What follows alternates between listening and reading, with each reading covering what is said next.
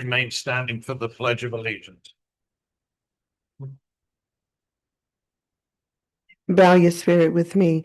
Most loving and gracious Father, we thank you for another day in the land of the living, another day to serve this town, Lord God. And we just ask you to be in the middle of the decisions, that we will be able to balance the budget, make wise decisions, and work together in collaboration, in decency, and in order. In his name we pray. Amen. Pledge allegiance to the flag of the United States of America, and to the republic for which it stands, one nation, under God, indivisible, with liberty and justice for all.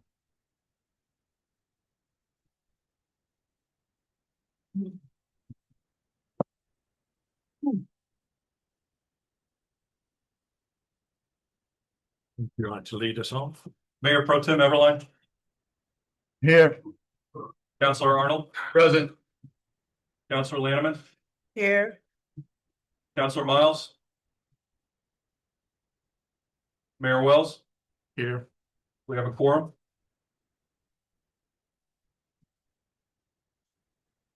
All right, I'd like to welcome the two ladies that have turned up today to take part in this meeting.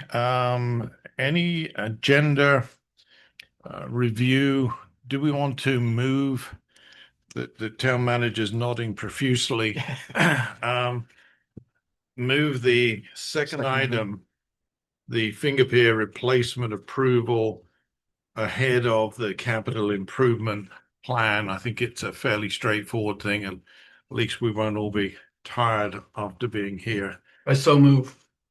Do I have a second? Second. All in favor, say aye. Aye.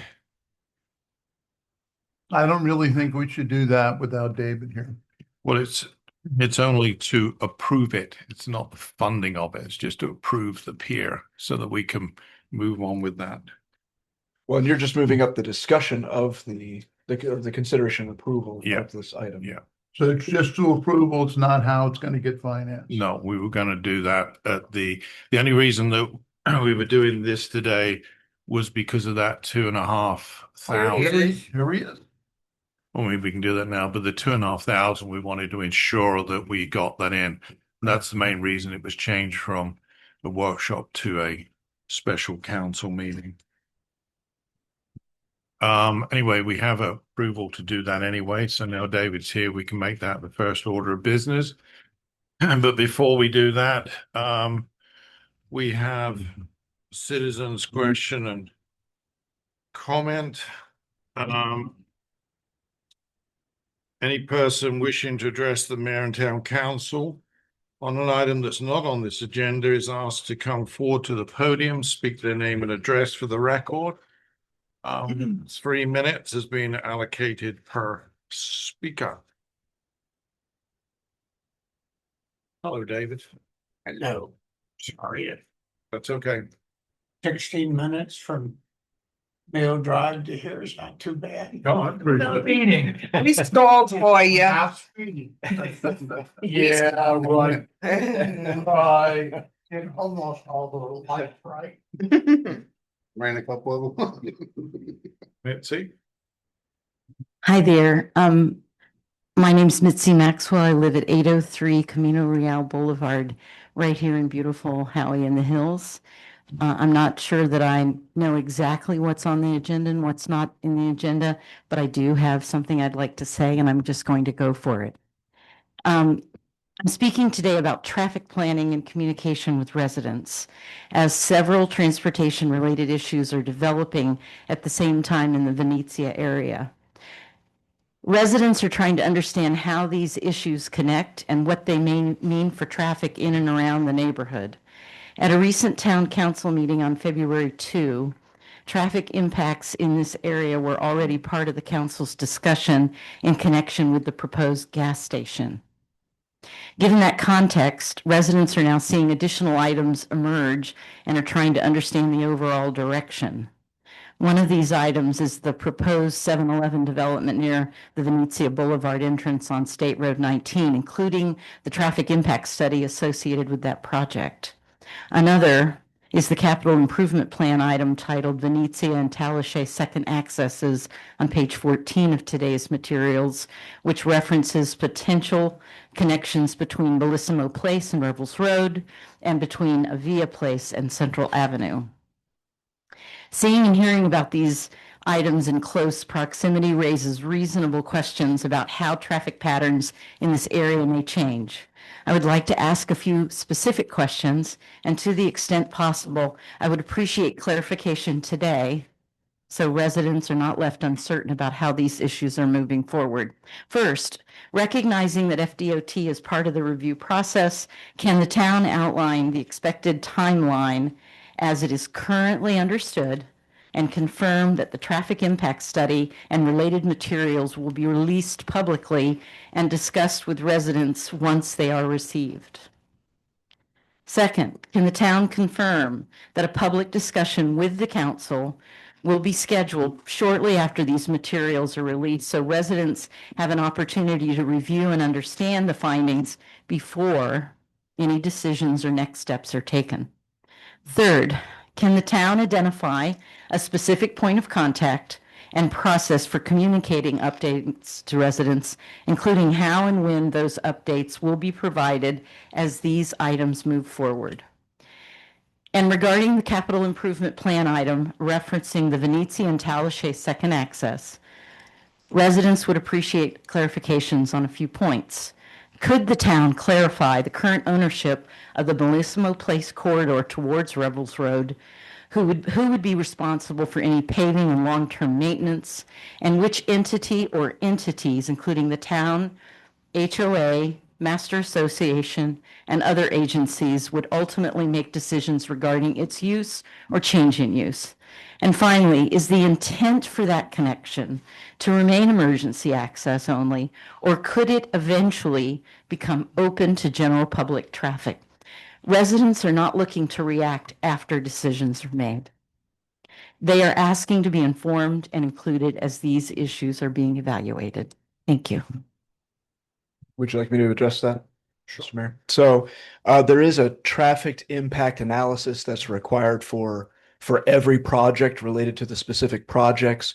And as those projects come forward for consideration, they're reviewed by the town engineer and they're submitted as part of the packet that goes to council for consideration. And that's each individual project as it goes through its respective process. So I think that covers your first two questions. Which means it will be a town council.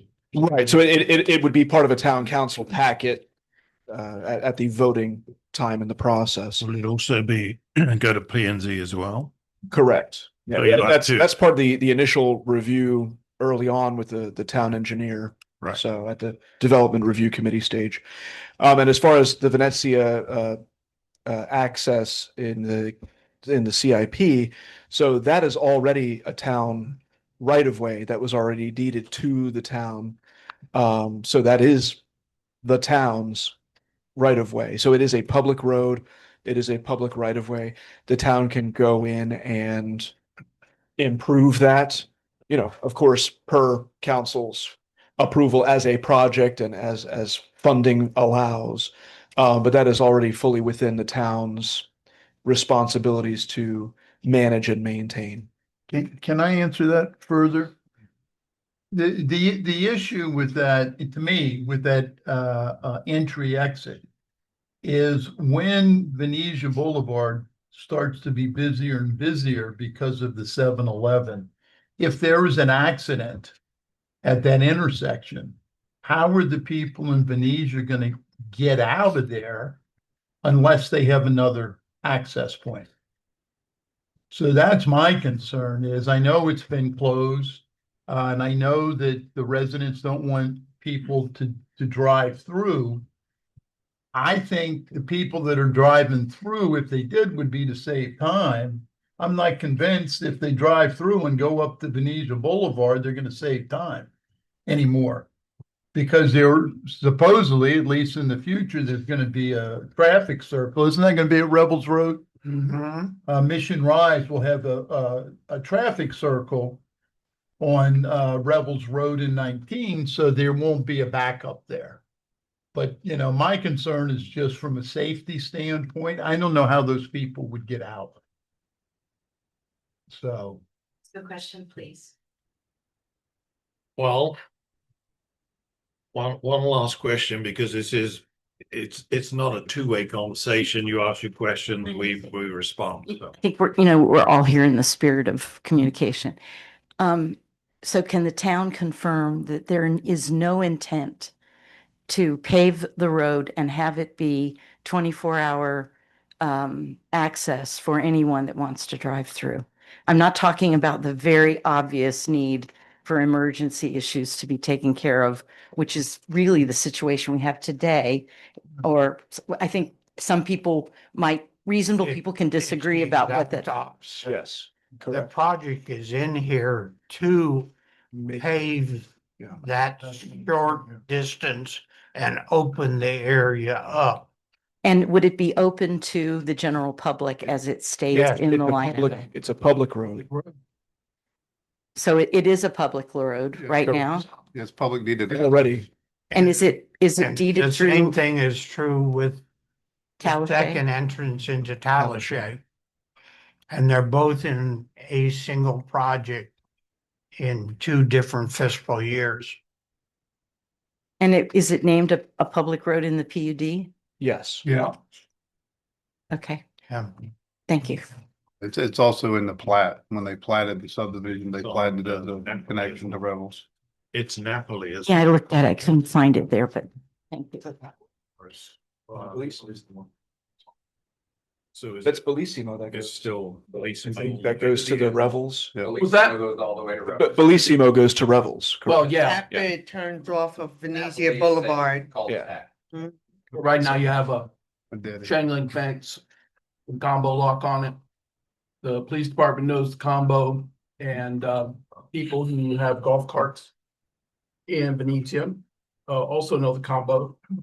So even though they have their little sticker from the PD, they like to drive their golf cart through there and they go down to Boot Docks. And that's a great idea because keeps them off of Main Island. Okay. Is that all the questions Um, answered? We have someone online. Not that they're raising their hand, but is there any more public comment Then we'll- online as well? Then we'll close public comment. We don't have anything on the consent agenda, public hearings, old business. Under new business, David, we just did an agenda change to move the consideration and approval of the finger pier replacement ahead of the CIP, so that we don't all get tired after the CIP. So with that, town manager. So yes, this was tabled from the previous meeting, and we did not have our public works director at that meeting either. But it was requested to bring this back before the next regular scheduled council meeting because there was an opportunity for a price reduction if the contractor is able to get the work done in March. That's their phrasing, and Mr. Cates can maybe go into that a little bit more. But there was an opportunity to reduce it down from 31,000 and to reduce it by $2,500 potentially. Mr. Cates, did you want to add on to that? Yeah, I just wanted to speak on that just a little bit. When they provided the estimate to me, it did say in the estimate that they would give a $2,500 discount off the second payment after inspection if they could build in March. And I just want to keep in mind, we got these quotes back in February to lead up to this discussion. I have reached out to Doc Pro. They have not got back with me. I just wanted the council to keep in mind that if they were going to provide the $2,500 discount to build in March, they may not start in March even if they were approved today. They have to get permitting, go through our permitting process, pull the permits. Now, they may still give us the discount. You know, they may keep up that end of it if we tell them, yes, you're approved, and it's still the middle of March. But I did reach out to them to clarify that. So it may not be the the discounted price, it may still end up being $31,000. I have two questions for you. Number one, we're talking about the finger pier that's south of Central Avenue, Yes, sir. correct? The very first one. Yeah, it's the only South. one on the south end on South Okay. Lakeshore Boulevard. And second question is, do we have any similar problems with any of the other finger piers? Would it be more fruitful to spend money to demolish those piers that have safety problems rather than demolish just one pier and fix that pier? Are any of the other piers that have not been renovated so far in a similar condition? I wouldn't say a similar condition. There are, I went out and evaluated them, and also Josh Huseman, who's our Parks and Rec chairperson. We went out and looked at those. That's the worst one out of all of them to date. There is a couple that are in decent shape that doesn't have problems like this one does, where need to be some repairs made on number 7, which is the closest one to the boat ramp on the north side. The rest of them are in pretty good shape. So I would say none of the rest of them have the issues this one does. The pylons are 4x4 pylons. They're some of them are less than halfway being held on by old, timber. All the deck boards on top of it are rotten. Somebody did fall through this one as a result of that. So I would say that none of them have the same issues this one does. Okay, so if we repair this one, we're not gonna be faced 6 months from now with having to do it on one of the other ones. I couldn't say that for certain. Like I said, there's other ones that need maybe some minor repairs on them. This one doesn't need to be repaired. It needs to be replaced completely. Like we replaced the other one. This was going to be the one that was on this year's budget, but it got taken out. So this would have been the one we would have done this year anyways, because as we replaced them, we've started with the worst one, moved to the second worst, and that's the way we've been handling it. We have made some repairs on other ones, and we got to make some repairs on number 7. There was initially 9 piers. We did remove one last year, so we're down to 8. So that's why this one was formerly number 9, but now it's number 8 because we removed one pier that was the worst of all of them. We just went ahead and decided to remove it. It was too close to the other ones, so we just decided, and council agreed with that, to take that one out. So Well, Do we then have 6 other, I noticed in the capital project, you have enough money to do 2 a year, correct, 3 years in a row, correct. Starting with this coming fiscal year. starting with yes, Yes. with the next fiscal year. We have 6 more to do after number 8 is repaired, is that? Well, there is one that is concrete, and what we need to do is I've asked for the money in the CIP because I don't know if we can get to 1 year and I start evaluating, we've got one that's maybe, who knows, it been hit by a boat or whatever. We'll have the money in there to replace that one if need to be, but I don't know that we'll need to replace 2 every year. I'm just asking for that money if we need to, because one of them's concrete on concrete pylons. How many, if we replace this one this year, how many more do we have that require ultimately to be replaced? 5 more? 4. 4 more? Mhm. Cause the one That's that, not counting concrete one. Right. that's what I thought, okay. Okay, 4. And you're planning on leaving the concrete one in and not replacing it? We will leave it in until maybe that's the last one we'll replace. It is smaller.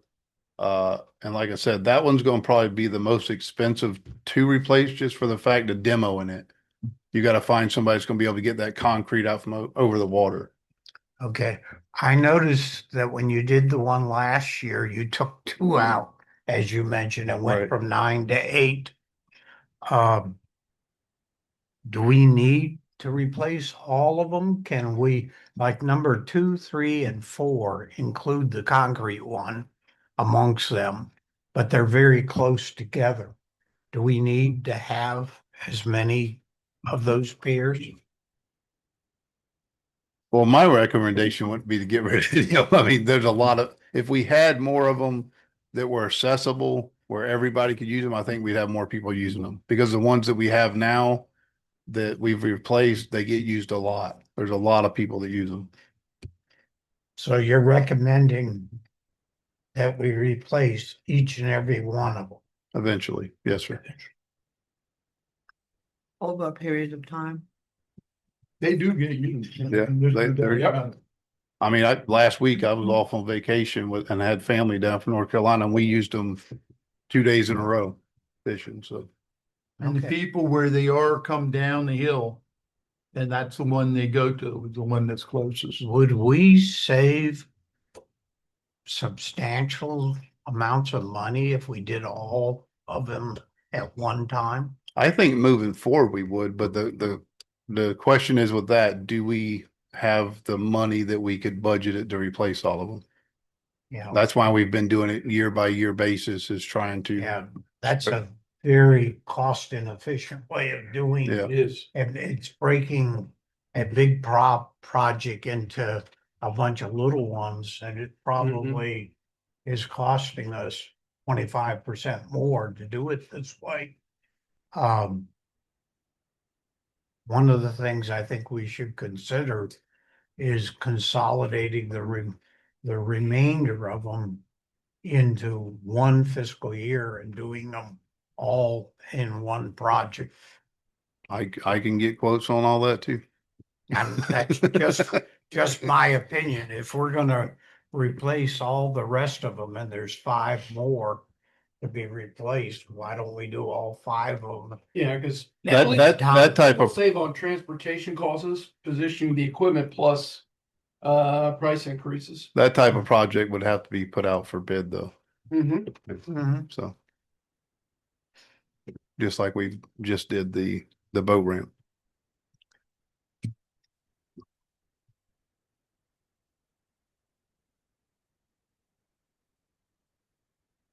That's So at all this the point, questions I had. At this point, I mean, we're just looking for, right, and we can bring this forward as a budget transfer at an upcoming council meeting.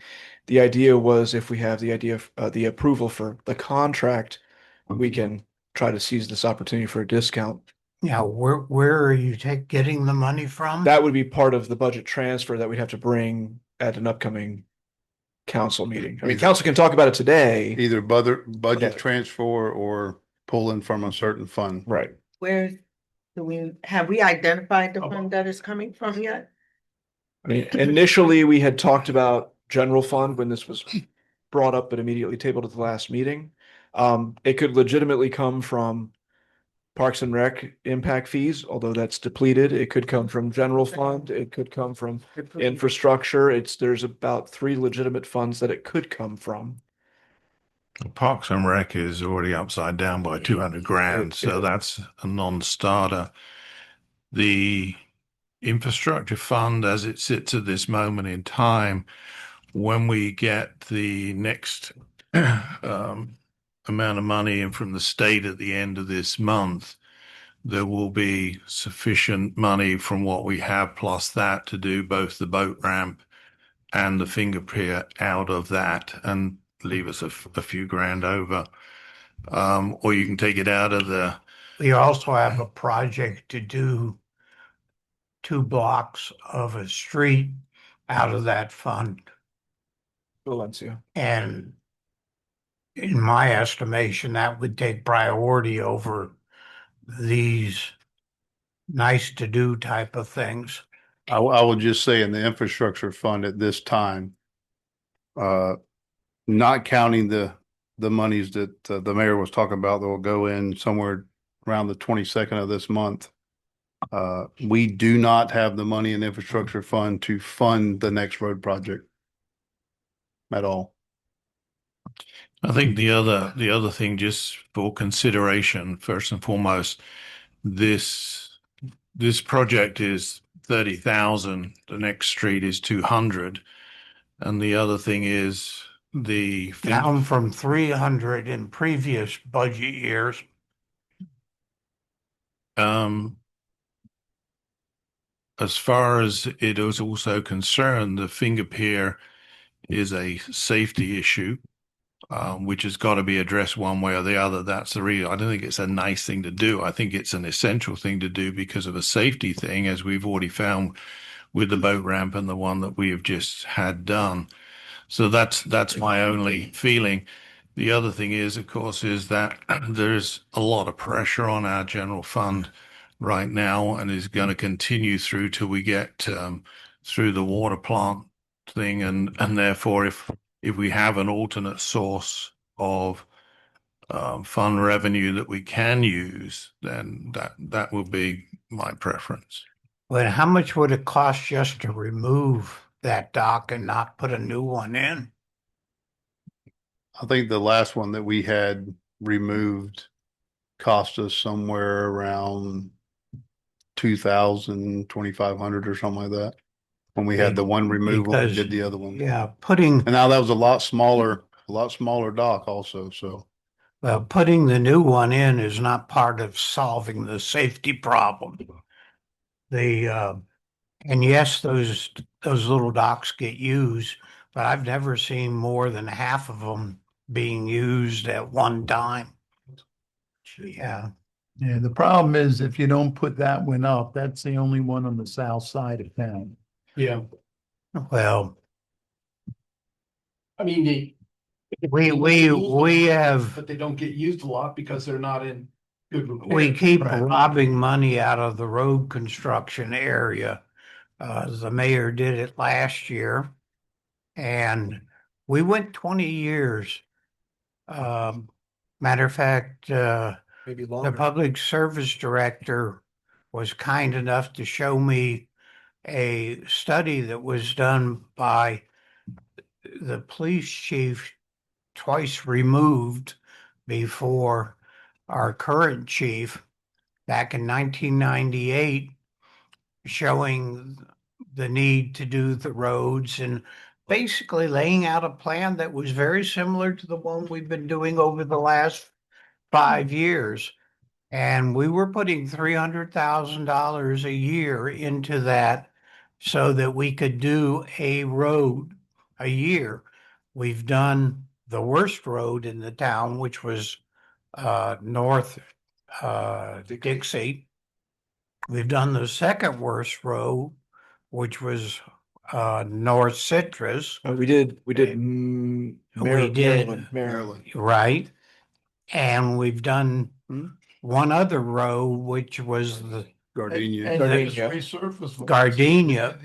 This year, Heard of Valencia. this year we're scheduled to do, there's only 2 blocks left to do on this year's budget because the third block of, it starts with a V and I know Valencia. Valencia,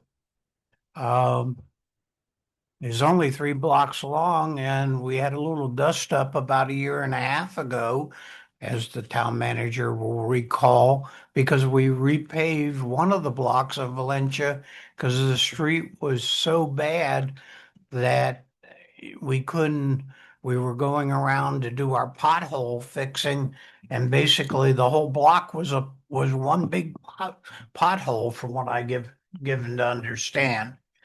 So when are we going to do our streets? Our streets have not, other than these 5 that we're talking about, actually, we've done 4 so far. The 5th and 6th one were scheduled to be done. We pulled one of them out already. Now we're talking about, oh, we don't have the money to do another one. Yeah, we have money to go and work on the dock and the pier, the little finger piers. And of course, next year at the last minute, we'll have another finger pier that has a board fall through on it. And we'll be running around like chickens with our heads cut off to fix that. We had a program set up under the previous council that was fixing one road a year. We were funding it out of a fund, which was called the infrastructure fund. Then we broke it in half and transferred all of our transportation costs out of the general fund and started using it out of that fund. And then we decided it was more important to fix finger piers than to fix the roads that haven't been touched in some cases for 40 years in this town. Until we did the last four roads in the last four fiscal years, prior to that, we hadn't done a single road in over 20 to 25 years. Well, Not one. we did one, but it was Island Drive. Yeah, we did Island. And that's been Drive washed because out. It was sinking into the lake. And they did in South Florida. But I will say this, as far as the infrastructure fund goes, when I started here, there was a little bit of a buildup of funds in that infrastructure fund because roads hadn't been being done. We started doing big roads and it kind of depleted that. Now we're down to where whatever we get in a year, that's what we're going to have to spend on roads. And if it means smaller roads, that's not as long or whatever, then we'll have to switch to that. Because I think, and Oscar can tell me if I'm mistaken, we usually get about towards the end of each fiscal year, about $170,000, Oscar, something like that. And if we have any left over from the year before, then that combines with that, what we get in. But It's usually 240 per fiscal year. 240. We have Okay. 160 remaining for this fiscal year. To receive. Yes. Okay. We have 160 that's due to come in, is what you're saying? Yes. So Additional revenue. additional. So if you guys don't approve the finger pier out of the infrastructure fund, it will be until November that the town would have enough money to do Valencia. Well, that's if they don't do the finger pier and don't do the boat ramp. No, that's with the boat ramp. Where'd you Yeah, get- that's with the get vote. 160 to come in before the end of the year, Oscar. I'm not calculating that anywhere close to it. The 50,000 per month plus the 340. That's correct. We had enough money in that fund. We keep robbing it to fix these stupid little piers that we have, which very few people use. And Sorry, Very- they're used quite a bit. They are. And one Yeah, person yeah. goes through and sues the town. Yeah, I mean, the It's problem a is. safety issue. We're lucky we didn't get sued on because they're not in good shape. That's why they don't get used. It's not because no one doesn't want to use them. It's, I'm not gonna tie my boat up on that if then I've gotta try to negotiate a pier with holes in it or boards that may break as I try to make it to shores. But Tim's absolutely right. I mean, we are just asking for. Well, in addition to that, we're asking for it because we haven't replaced our water pipes in the original portion of the town. We've been budgeting $150,000 a year to do that every year as part of our capital project. And we haven't spent a dime. I've been on the council 4 years and prior to, when was the last time we actually did a planned project? I'm not talking about the little emergency repairs that we've done that are very expensive. But a planned project to replace the water pipes. I think Morgan, to his credit, came up with a very good idea that as we do a road, we do the water pipe along that road. And that's, I was going to say the last one was when we redid Citrus, we aligned some water money to go along with that to fix a Exactly, significant and that's the portion. only time we've ever done that. Well, Yeah. I will say this, I don't mean to interrupt anybody, but in the CIP, the earmark money for replacement of water lines, we have not, since I've been here, budgeted any of that money for water line replacement. So there is a That's difference. correct. There's a That's difference in correct. it being in a CIP and us actually having the money to budget it. We put money in the out years and every year, not only in the out years and every year, but then when we get to the budget, we don't spend a dime. So what happens if we have a water pipe that causes us problem? We could get sued on that just as easily as somebody putting their foot through one of those. We have 9 finger piers, or we had 9 of No, them. we had 8. We have 8 now because we took 3 out and replaced 2 of them. The 2 of them that are there get used, the 2 new ones, somewhat. The rest of them hardly get used at all. If we had 5 of them, that would probably meet the demand instead of the 9 that we had before. Number 2, 3, and 4 are right next to each other. They could be replaced with 1 pier. I'm just waiting. I'm going to bring this back to the approval or not of the to go ahead with the pier, but I'm just waiting for. I'll make a motion that we go ahead with the finger pier number 8. Second. Okay, I'm going to wait until. That we funded out of what? No, we're not. fund? We're not talking about We're not funding. We're funding it just right talking now. about approving it. We're going to come to the funding afterwards because I don't want to.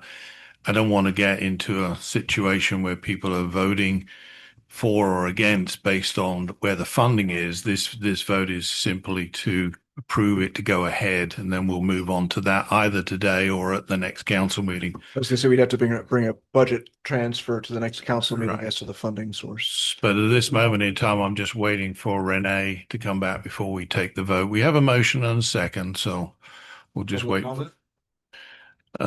We could take public comment on this if anybody like to. Raise their hand online. They did. Sure. Joshua Huseman, 671 Avila Place. Mr. Huseman, just 1 second. We're going to put you on the speak. Yep, no worries.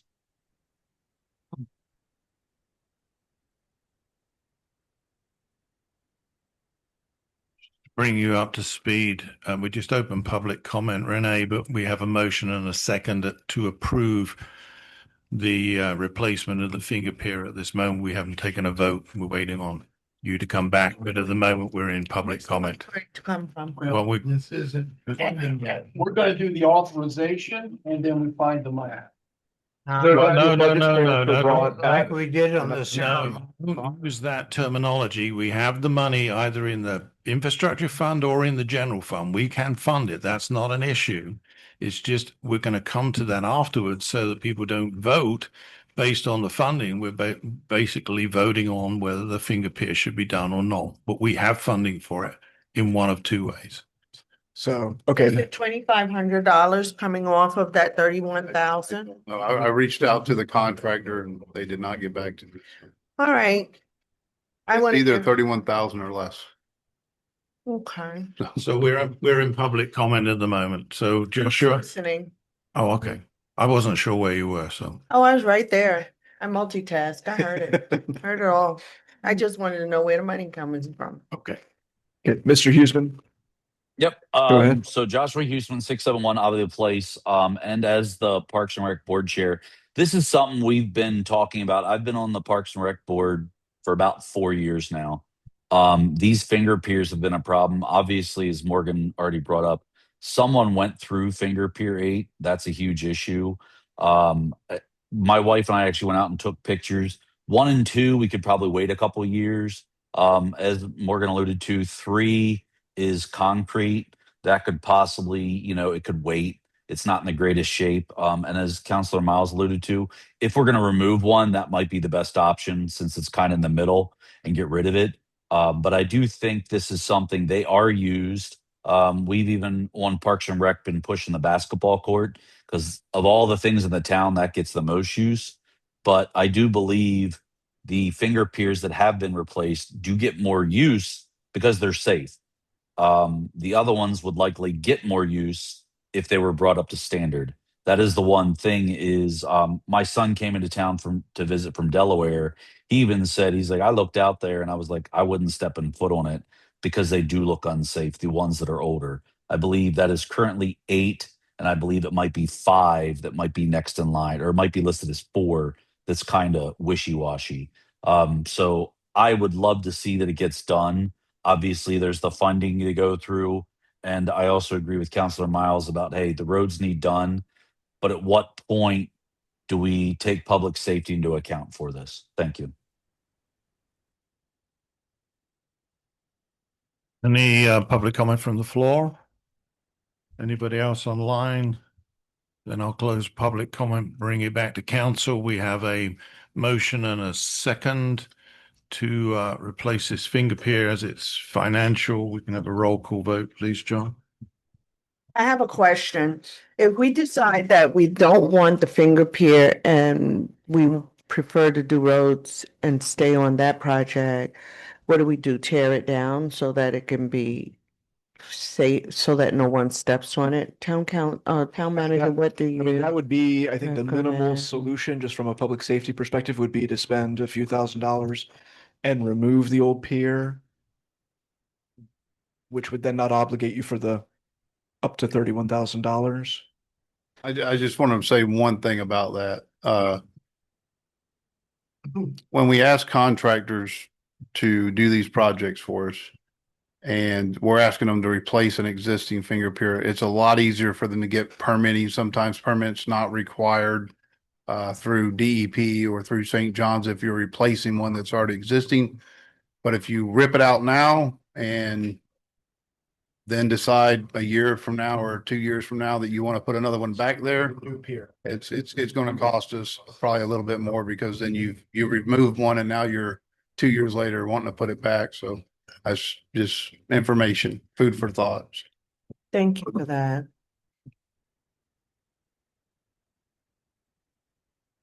Joe? Mayor Pro Tem Everline, Yes. Councilor Lanneman, Yes. Councilor Arnold, Yes. Councilor Miles. No, and I have an explanation. We have multiple times come up with proposals to replace these finger piers. The way we've been doing it is a gross waste of our money, of the town's money, by fixing one pier at a time as they become a safety hazard. We should be fixing all of these as one at one time. We have a capital project that we've set up. Why don't we fund that capital project to fix these piers so that we stop wasting the town's money? And my answer is no. Mayor Wells, Yes. motion passes. Do we want to continue to discuss and vote on the funding, whether it's to be out of the general fund or the infrastructure fund, or would you rather defer that until the council meeting? What's preferable to you, town manager? It's the same either way. I mean, we'd still have to write a budget transfer document. If something were decided today, that document could just be emailed to council, and presuming everyone's okay with it, it would pass automatically after a 10-day period. Or we could just bring that transfer proposal to the next council meeting. It's up to the council. But if it comes out of the infrastructure fund, will that require a budget amendment? I mean, there's funding in We could do it as a later, even at the end of the year. but wouldn't it be a transfer? I mean, isn't there money assigned to? No, because you're using have to amend money it. from prior Okay. years. But So if it had been- typically we would look at anything that we've got and do a budget amendment mid-year anyway, which is the end of March. So if you brought that forward, and if you look at anything else that we may need to do that, it seems like a good idea to do that if it was to come out of the infrastructure fund. If it's to come out of the general fund, then a straightforward budget transfer would suffice. And frankly, it would be better to resolve it today if we can, because depending on which fund it is, Right. it requires a different process. That's So, true. Yes, and I, for one, want to see the road repaired that we already budgeted out of the infrastructure fund. So that means, like we did for actually, it was close to 300,000 originally that we took to do the Sarah Maud Park Pier, which is now due to the general fund from the park impact fee fund. It's down to a little over 200,000 now. But still, it's okay when we're doing these little nice to have projects to rob the general fund, but it's not okay to fix the roads that people use every day in this town.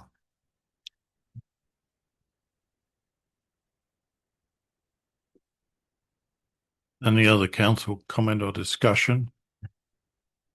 And I just want to say, and I know the roads are important, just in terms of feedback I get from the residents, because the worst roads are in the older section. Nobody talks about them. I have not had one resident say to me, these roads in this town are terrible. I haven't had that said. I'm a resident. I know you are. I know you are. So you have. I know you are. No, I know how we feel. well, I guess the other thing is that if we go ahead with the infrastructure fund to do this finger pier, we are going to delay having the full amount of money to do Valencia by approximately 2 months, may even be 1 month if it coincides with a quarterly true up. So what I'm looking for at this moment in time is a motion to either approve the funding from the infrastructure fund or from the general fund. So did you say, I make a motion to approve the funding out of the general fund for this emergency replacement of finger pier number 8. I have a motion. Do I have a second? Having no second, motion fails. Do I have a motion to approve it from the infrastructure fund? I have a question in regard to that. Didn't I hear a comment in regard that there wasn't enough money in the infrastructure fund for to do the road anyway? I just want to be Yeah, clear that on was that. that was an untrue statement that was made. We keep saying that when it's convenient, but it's not true. There is enough money in the infrastructure fund to do the dock and the road this fiscal year. just to clarify, Oh, no. If we take the money out of the infrastructure fund, another 31,000, that will cause us to have to delay doing the road. So we will do no road this fiscal year. We cut from 2 small roads to 1 small road last fiscal year. It took us 3 years to do the prior fiscal year road, which was But North. that was a really big project, David, that we voted on, and it required a lot of It steps. it you know. required a lot of. But it's not like we're saying that we're not going to get Valencia Yeah, we done. keep kicking. Kicking the can down the road, I get it. On- But here's my question, is that the general fund is taking a beating from what I understand. We are having a lot of, Sir Town Manager, am I correct? I'm not disagreeing with you, Councilor Lanneman. That was a nod, yes. Okay. So I'm very concerned about that. And again, I am that one with the economic weather vane.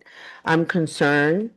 And so for now, because we should be able to put the money back or get it back into the infrastructure fund by the end of 2026? No? No, it's not going to be that quick. Mm. Okay.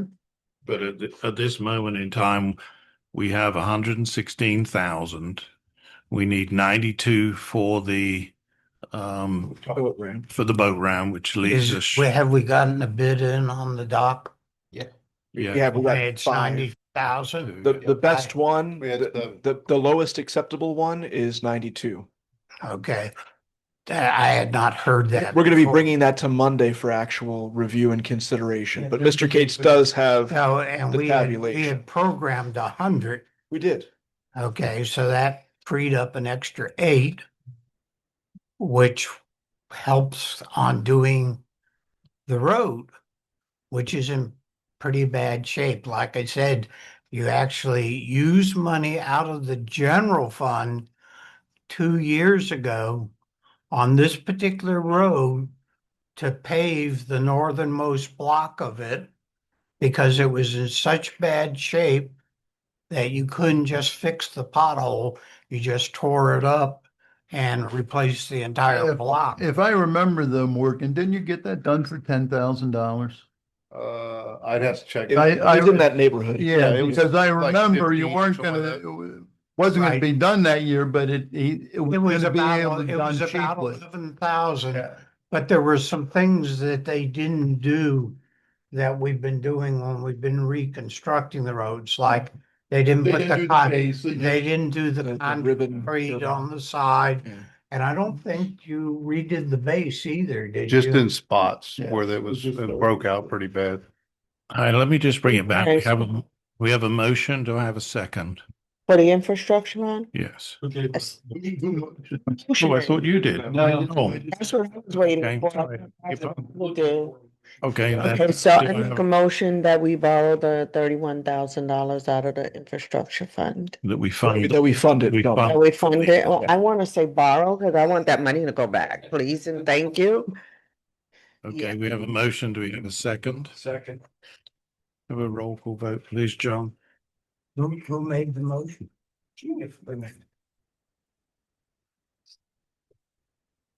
We'll get the road done.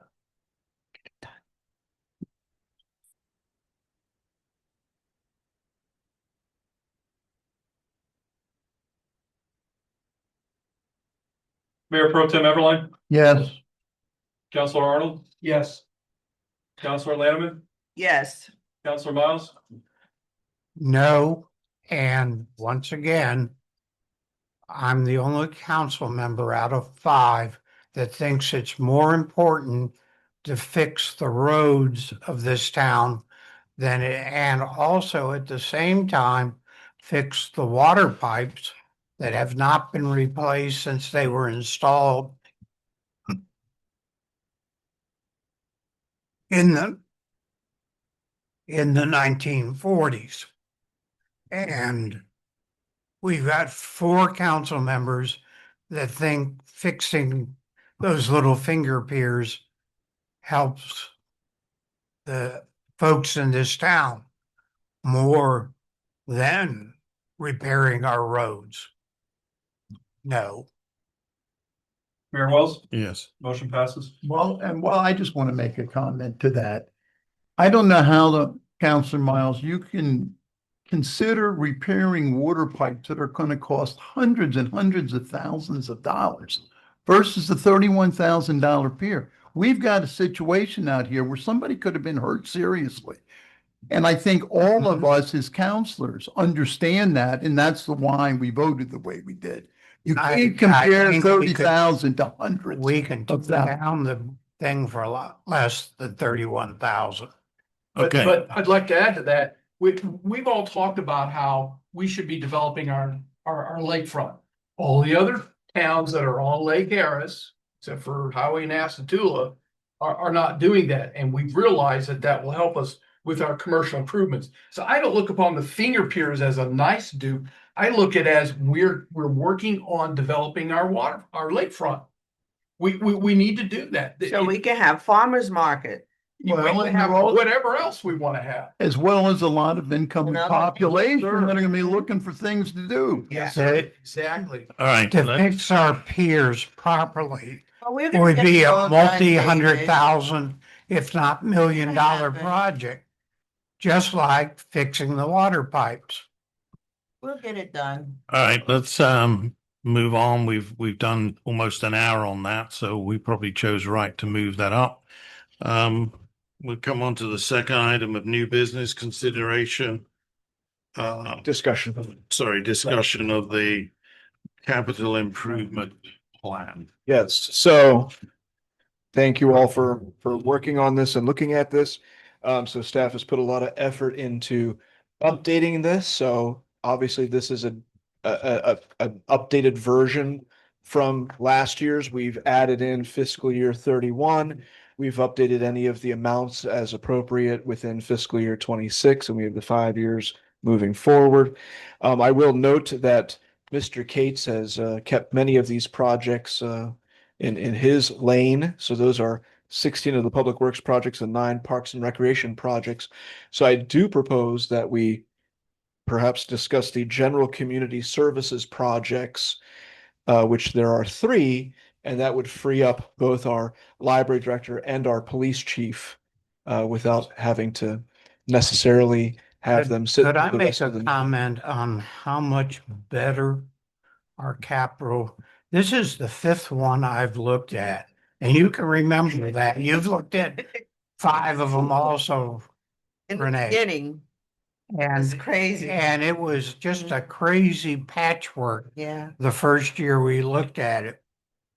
We have got it. I want to congratulate the job. staff, It's the best. particularly Morgan and the town manager, for how much better this capital plan looks and laying out a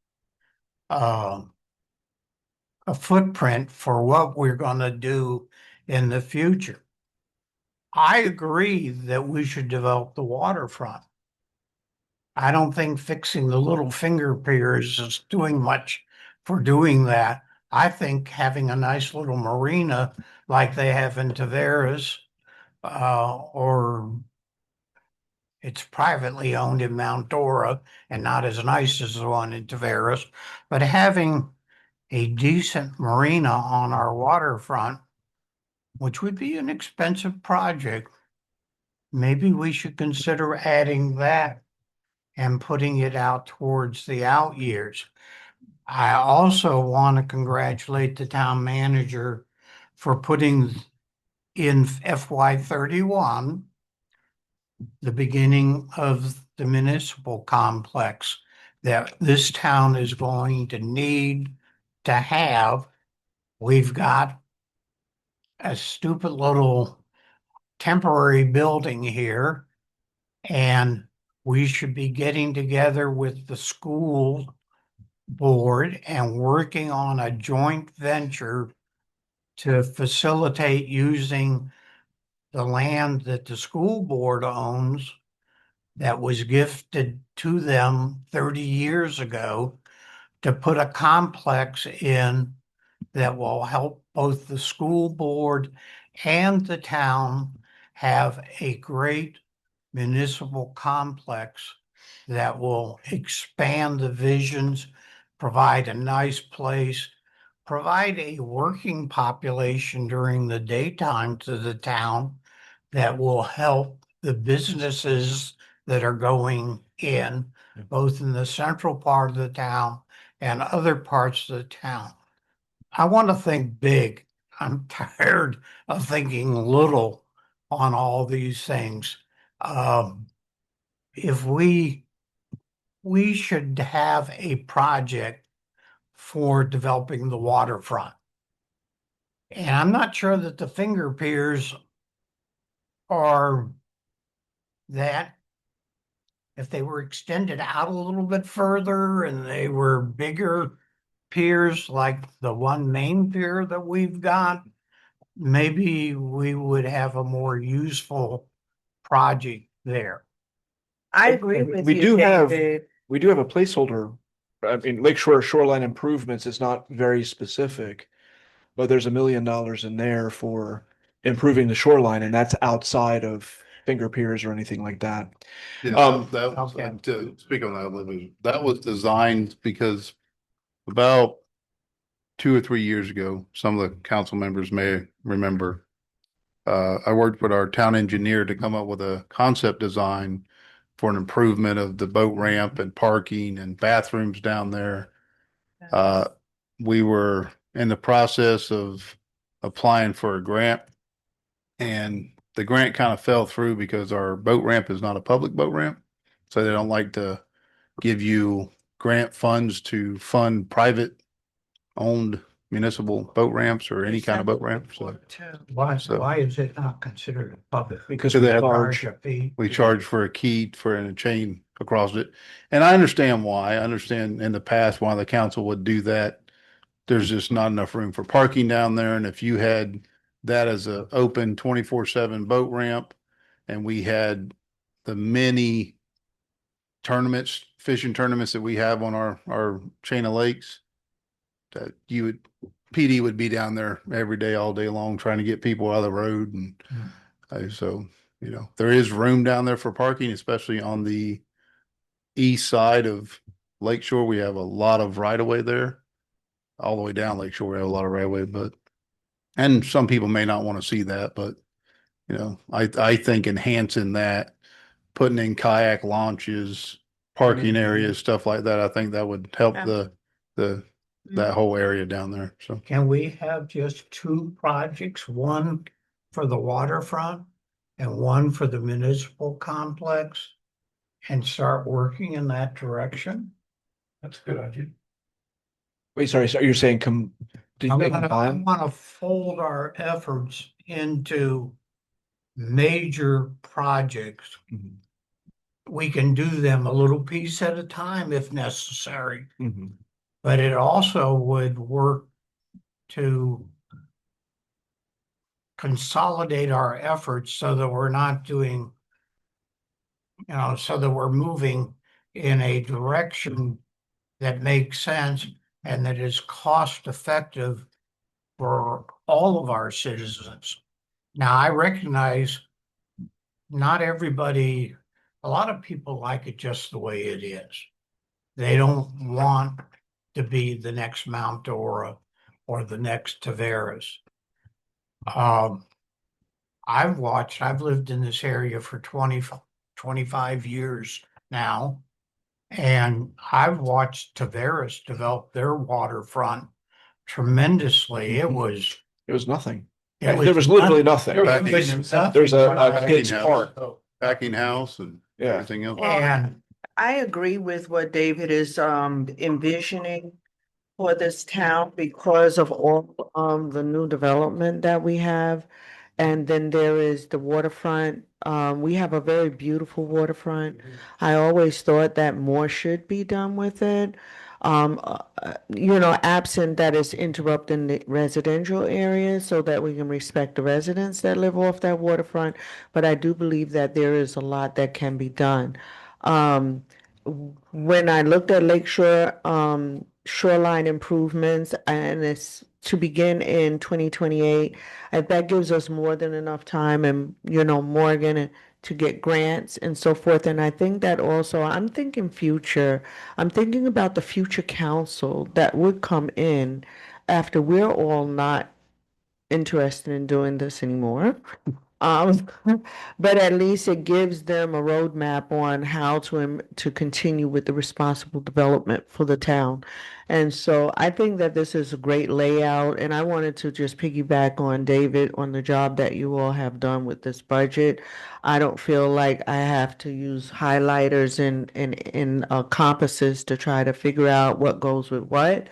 But this is a good layout, and I think that just to get back to the municipal complex part and the community center, when we look at community center, I'm thinking about it as a part of the complex when we talk about a complex. So am I envisioning I that think- correct? I think the idea with the municipal complex would be a joint police town hall with some space for public works, some office space for that. And obviously everything under town hall, building services and it's sort of like a campus. it was kind of like what Tavares did with what do they do? Police and fire and Police emergency fire, operations. Yeah, they put their emergency operations and And they put their. So there's a their public challenge. safety complex in that particular case. Right, and I think if we look forward to that, I mean, remember, guys, 8 to 10 years from now, that police department's gonna be about 30 people strong. Mhm. Who knows what else? I mean, if Lake County says, hi, we wanna park our fire department with you guys, well, you know, maybe we get some good rent off that. But my other thing is, as we look forward, that as the town increases in the number of people, not necessarily increases its footprint, but increases the number of people, the amount of public works and public safety are going to be going. And so I think a municipal complex is a good idea to have that. Right. So, and And, we're always and going the to have. library needs to go into that municipal It- complex. Yeah, I think could. so. I think so. I wouldn't put a library by a police station. I think that's just a disaster. I think that when we think about laying out the complex, I don't know, I'm thinking campus kind of a thing. Yes. Whereas you have a campus where it's beautified, you have a buildings, different buildings, and it's almost like a park-like environment is what I'm seeing. And the town hall is kind of like in the center of it all so that it's easy accessible from 19 that isn't going to look anything like what we see today. Right. We've got to look at it that that blinking light will not be there. There's going to be traffic signals, I believe it have to. It's going to make FDOT have to do these things. And so I'm thinking about between the other outside decisions that have to be made, like FDOT and those individuals, then what do our complex look like? And I'm thinking more campus kind of a look, so that if you build out a campus, you could just keep building and adding buildings into that, on that landscape. Right. Being that Howie doesn't have the largest of, landmass. Make sense, Morgan? Because Morgan, this guy. Well, and public utilities, we're already going to have two major sites for public utilities, about the two water plants, and they'll both have respective office space and storage space. Public Works is always going to need some off-site, off-street storage space, but they'll want some office space as well that would probably benefit from being more central to the town hall administrative hub. I see police working along with that. I see library could go really either way. And to Councilor Miles's point, right at this moment, in terms of available land, when we're talking about footprints, there's a possibility of coming to some agreement with the school board with some of the 35 acres on the south side. Fire station's interested in that. The school board really wants to clear out and sell some land, but they're in a rush, not in a rush, kind of. So there's that piece on the south side of town. You have the 8 acres, which the negative is it's off the beaten path. Is it 8 or 9? Well, by the time you take off the road, it's 8, call it 9. Yeah, but it also drains. It has drainage in the back, and it's off the beaten path, so a little less than ideal perhaps for You can police. park garbage trucks Uh, there. Well, you could, it wouldn't be bad for a public works It won't be area. off the beaten path because you're gonna have, 1,200 homes back there. Well, that's true as well. Yeah. And Yeah, I don't right. want to go down a rabbit hole, but there's been the 7th submission for Thompson Grove area. And even if the next developer comes in, if they were to do a PUD and if they were to get approved, they have to dedicate some land for civic use, and the mausoleum's a key piece. And so I can see carving out a number of acres that would then be dedicated to the town for a facility. Now, that might not be sufficient for everything we're talking, putting, Yeah, 3 different nice. elements on there, but it's Yeah. something. It might be a nice area to put a little park in there. And this block here could be turned into a town A square, real town square, yeah. a real town Which, square. That's which, the which may or may not campus. have the communities, well, and it's, again, there's a lot of possibilities here, because if the town hall and PD were somewhere else, not this block, then part of the discussion has been, well, maybe being central, maybe this block with an existing park and an existing library building could expand and have some community center, whether that's a secondary building or the library converts to a community center. which would help us if Leesburg had its arts festival this last weekend in town. And so their town square may not be where you think the town square is. It's not anywhere near the town hall, but it's a nice area in the older part of the town, their town square. And that's where they had a lot of their artists and vendors come in and set up. And it was a pretty good deal, I think, for Leesburg, and it's helping them, get more exposure to their arts, their culture, just as, Mount Dora has had decades to get theirs built up and other people are trying to catch up. And I think something like that for Howey, for uniquely Howey, something that our town can use for events that it would like to hold. Right now, it's not that we don't want to hold events, I think. It's the where are we going to hold it kind of thing. But I will say it's a little tough today, and this could change in the next 3 months. But today we don't currently have any land available to us to even consider purchasing from the school board, let's say, or near the mausoleum area or anywhere else. We have the land on number 2. That's the only open land that is currently available to us for About the 9 acres. the 9 acres. But I'm just saying, in terms of solving the problem and where are we going to put the new town hall, I don't think the where is the question we have to answer We do have today. one vacant lot, but it's a small lot. That'd be too small for. I just think that this area that we're in right now, the way I envision it, because it's kind of center of the town, and it kind of becomes like the crown and jewel of the town because it's centered, making this whole area more of a campus. But I digress. Why don't we go to the part of so that we could talk about general community? I know that this is a part of it. We're dreaming right now, but library expansion was a question that I had. Is that based upon the vote that we made for Yeah. using the grant money and then thinking about further down the road what we would do because I see the $1 million for 27, Just to 28. clarify, so I mean, this project's been on the CIP. Yeah, I know, for Well, some since the last time. expansion, pretty much. As soon as we did that expansion, we knew. It's been on there for about 2 years. Only 2 years? And it Okay. jumped a million. Yeah. Yeah. Matter of fact, why don't we take that project and shuffle the numbers all down a year? So just shove it. Well, and we have the design money, which is good for. But we're not gonna spend it till next fiscal year. And then put the 2 million that we've got there in 28 and 29 respectively. And let's Well, pay I've got that a alone. suggestion with that is what I would suggest doing is taking that million that it looked like it was out of administrative impact fees and adding that to a new town hall and police station. That's what I would suggest doing. Just as a matter of interest, That's a good idea. just as a matter of interest and a recommendation for those that have not been. Sean and I were a meeting at the town of Montfort, similar sized town, and they had what we have here, but they took their town hall and then they added the library to it. And the library now is where you come in to town hall.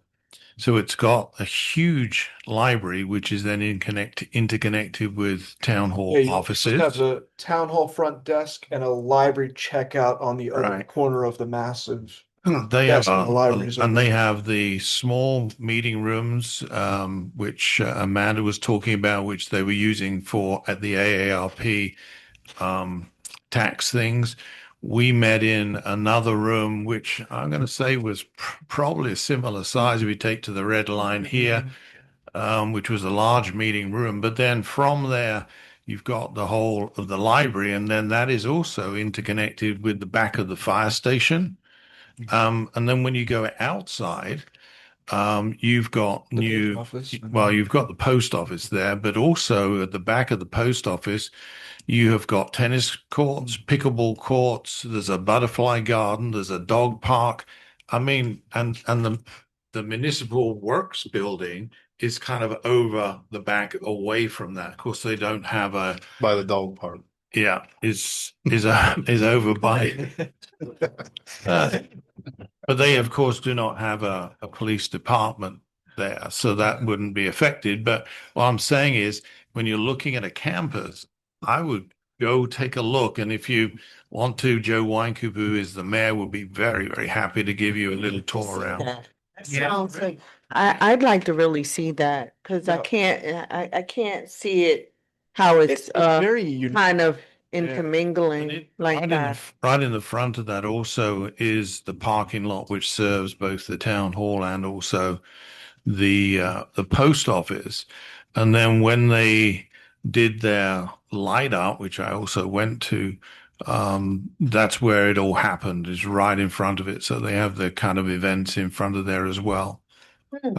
So it's really, I think, judging from what you have both said, I think it's probably something similar to what you'd be looking for. It's well worth a visit, and it's only like 30 minutes down the road. Yeah.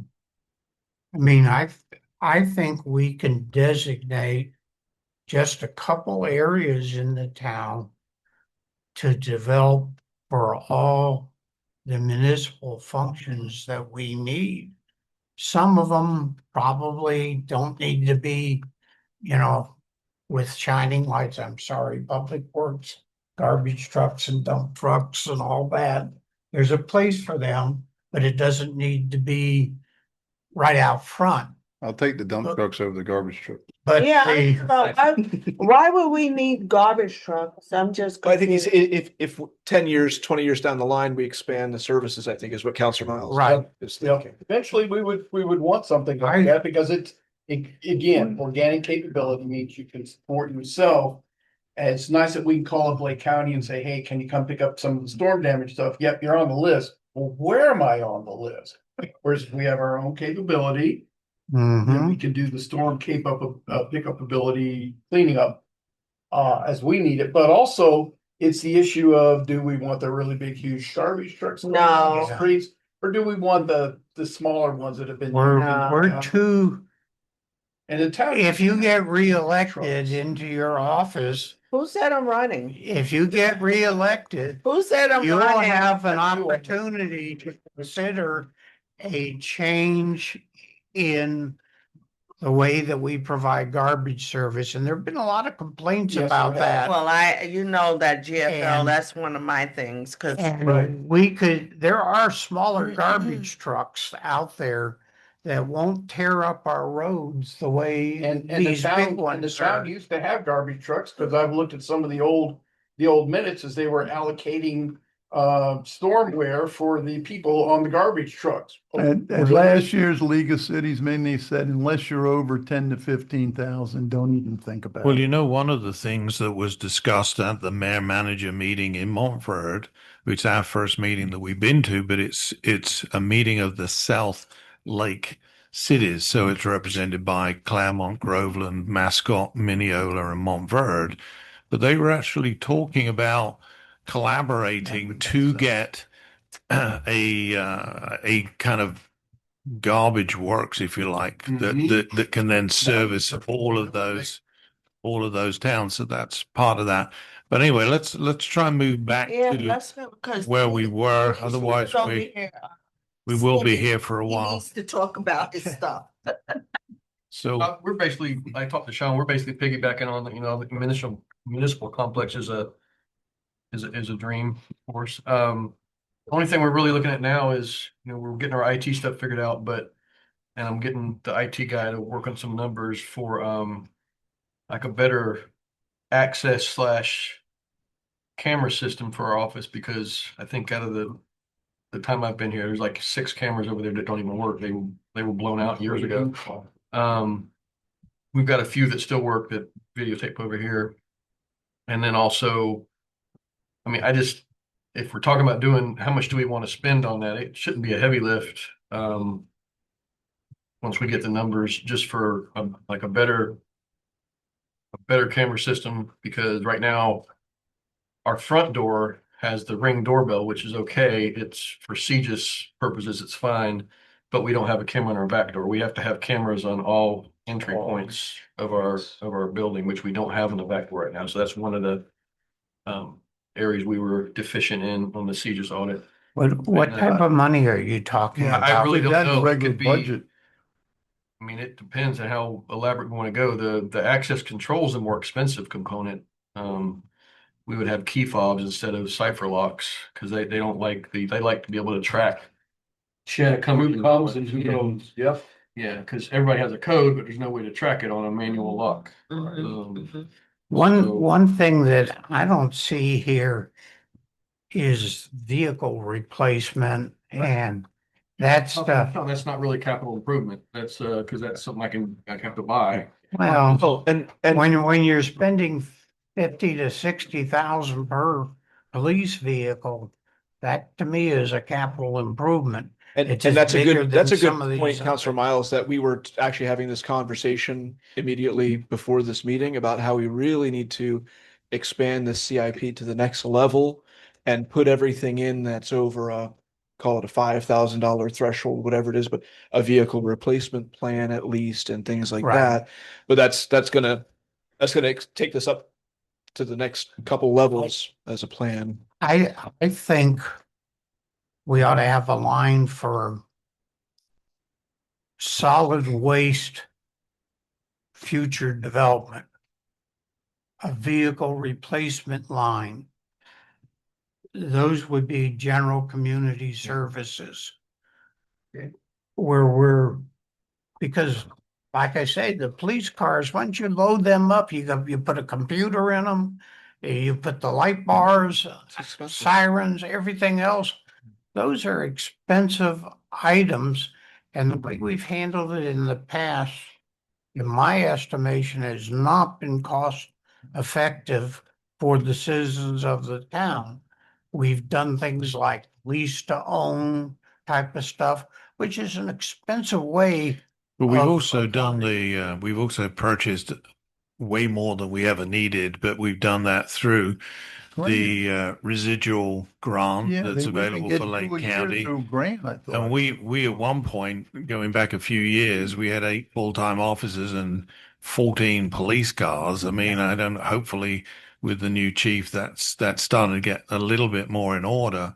But of course, we had the same situation last year where we purchased one police car and which we didn't need, but we purchased it out of the residual grant when we needed the, well, we're not going to do that now, but the 55,000 that was then proposed for us to be It's an able to, opportunity cost. It could have, the residual know, plan could have been it- used it for something just- else.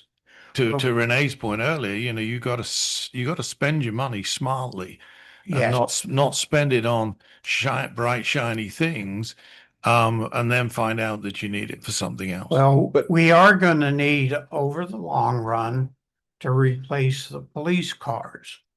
We're probably, with us expanding to the 30-man force 10 years from now, Mhm. we're gonna need more police. We need to have a budget line for buying for vehicle Yeah, and to have acquisition. a 5 to 7 year lifespan replacement plan along Right. with an expansion. When I was at Green Acres for our road patrol cars, we had a 5-year lifespan for them. And for our detective vehicles is what we called all the other ones. We had an 8-year replacement cycle. And I tell you, I was there for 12 years.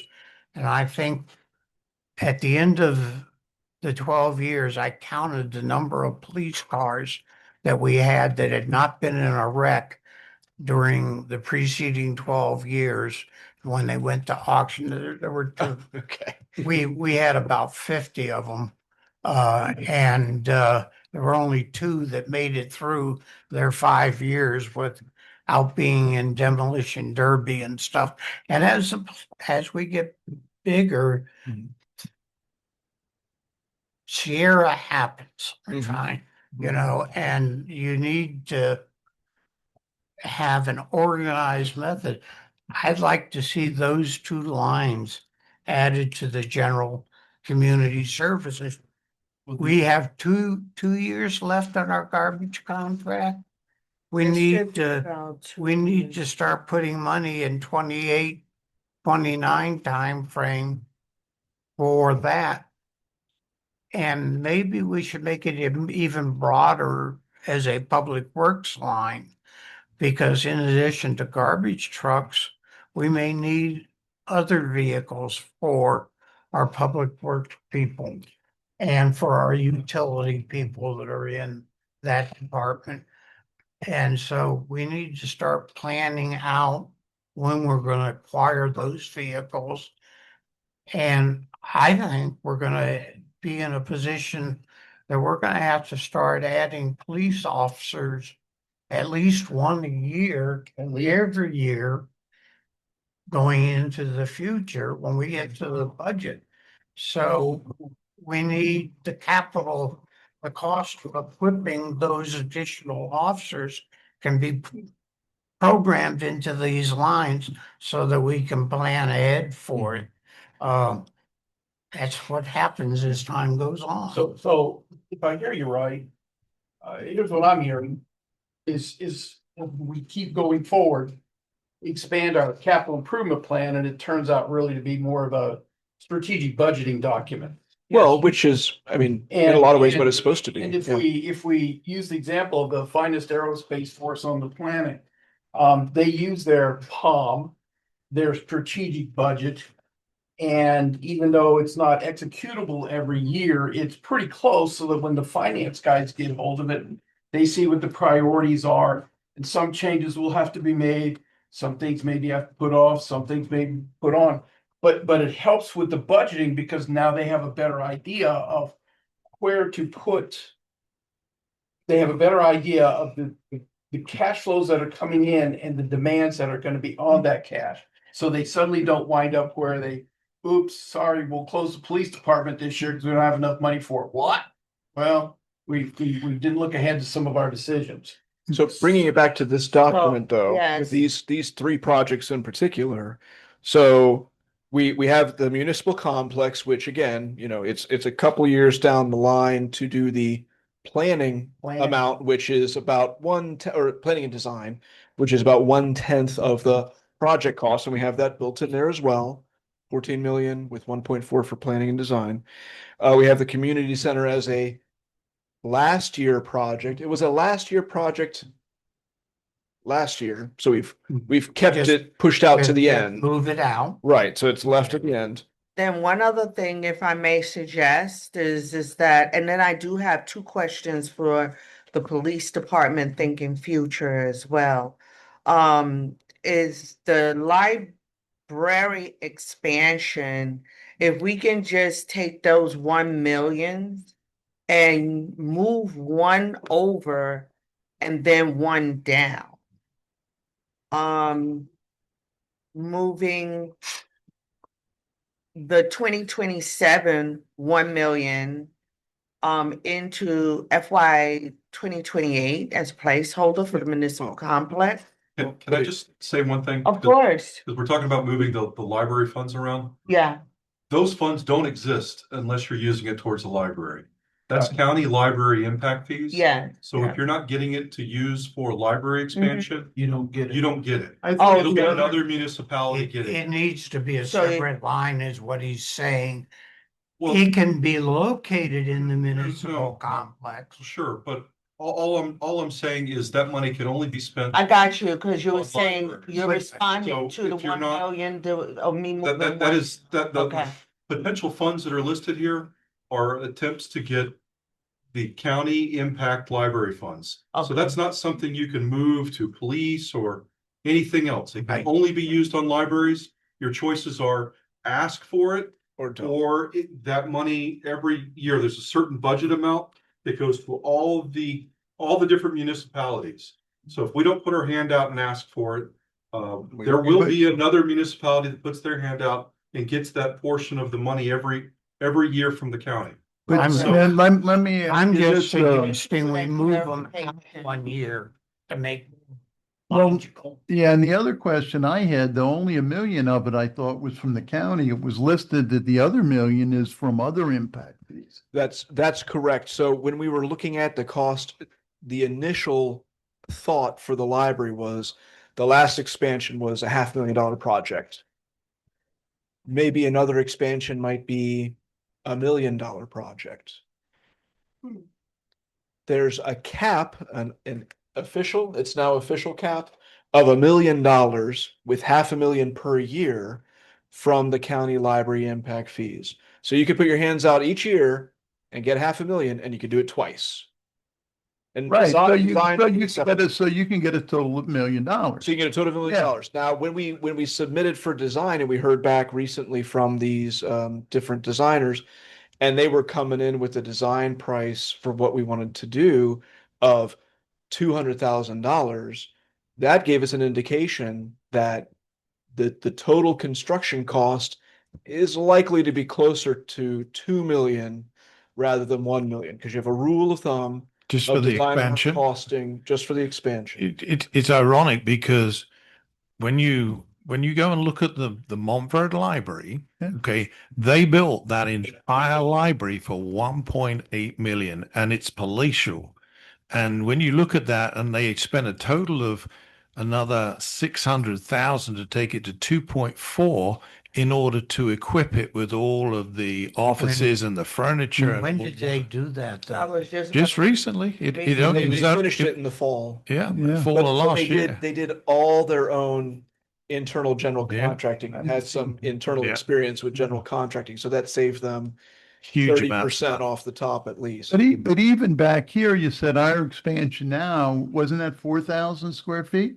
The expansion was 2,000. Was It 2,000. brought us up to 4,000. Okay, and that was, 600,000. 600,000, Yep. and that was 5 years ago. Correct. Yeah. And So I it could doubled see, since then. I could see $1 million for what you're. Well, the thing is, whenever government is involved, you can always guarantee that they're going to Okay. increase the price by 30%. But there is one thing that is concerning to me in regard to not looking at the library expansion seriously. And that is that our library director, and I had an excellent conversation with her on what that looks like. She's giving up her office space so that individuals can have a private space to study in, as well as, and this is going on, this is happening more often than is regular, but it's regular. So now that means that she's got to take all her work and carry it somewhere else because she still has to get work done. So I'm thinking about it from that aspect of having the private rooms so that there is a study space in place and at least two offices, whereas the current library, and then in my mind being, envisioning what it could look like. How do we make that happen with the grant money without pulling money out of our own town budget? That's the concern. And I will throw out, Montverde, I don't know what their build out is with their entitlements. Yeah, I don't think it's anywhere near what we're looking at. We're looking at a build out of 10,000 residents. And so when we have a build out of 10,000 residents, just by ALA standards, they suggest a library of 7,000 square feet, 0.7 feet per resident, 0.7 square feet. So we're currently 4,000 square feet. This build out would take us to 7,000, which would serve a 10,000 population, which when you count Drake Point and Cedar Creek and everything else being built out, that's the size of the town. So that would be the final build out size, would be a 7,000 foot library.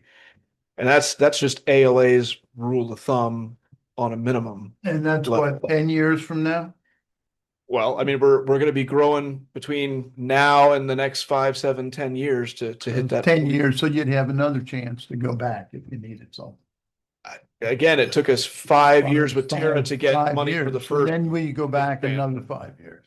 But equally, if our longer term plan is to have the library in a different place as part of a municipal complex, is it worth it? I mean, if you can do it all through grant money, that's one thing, but to spend our own money to do that, and then I guess that, well, not to tear it down, but I guess it will be used for a community center or whatever. But I don't know, it's just priorities.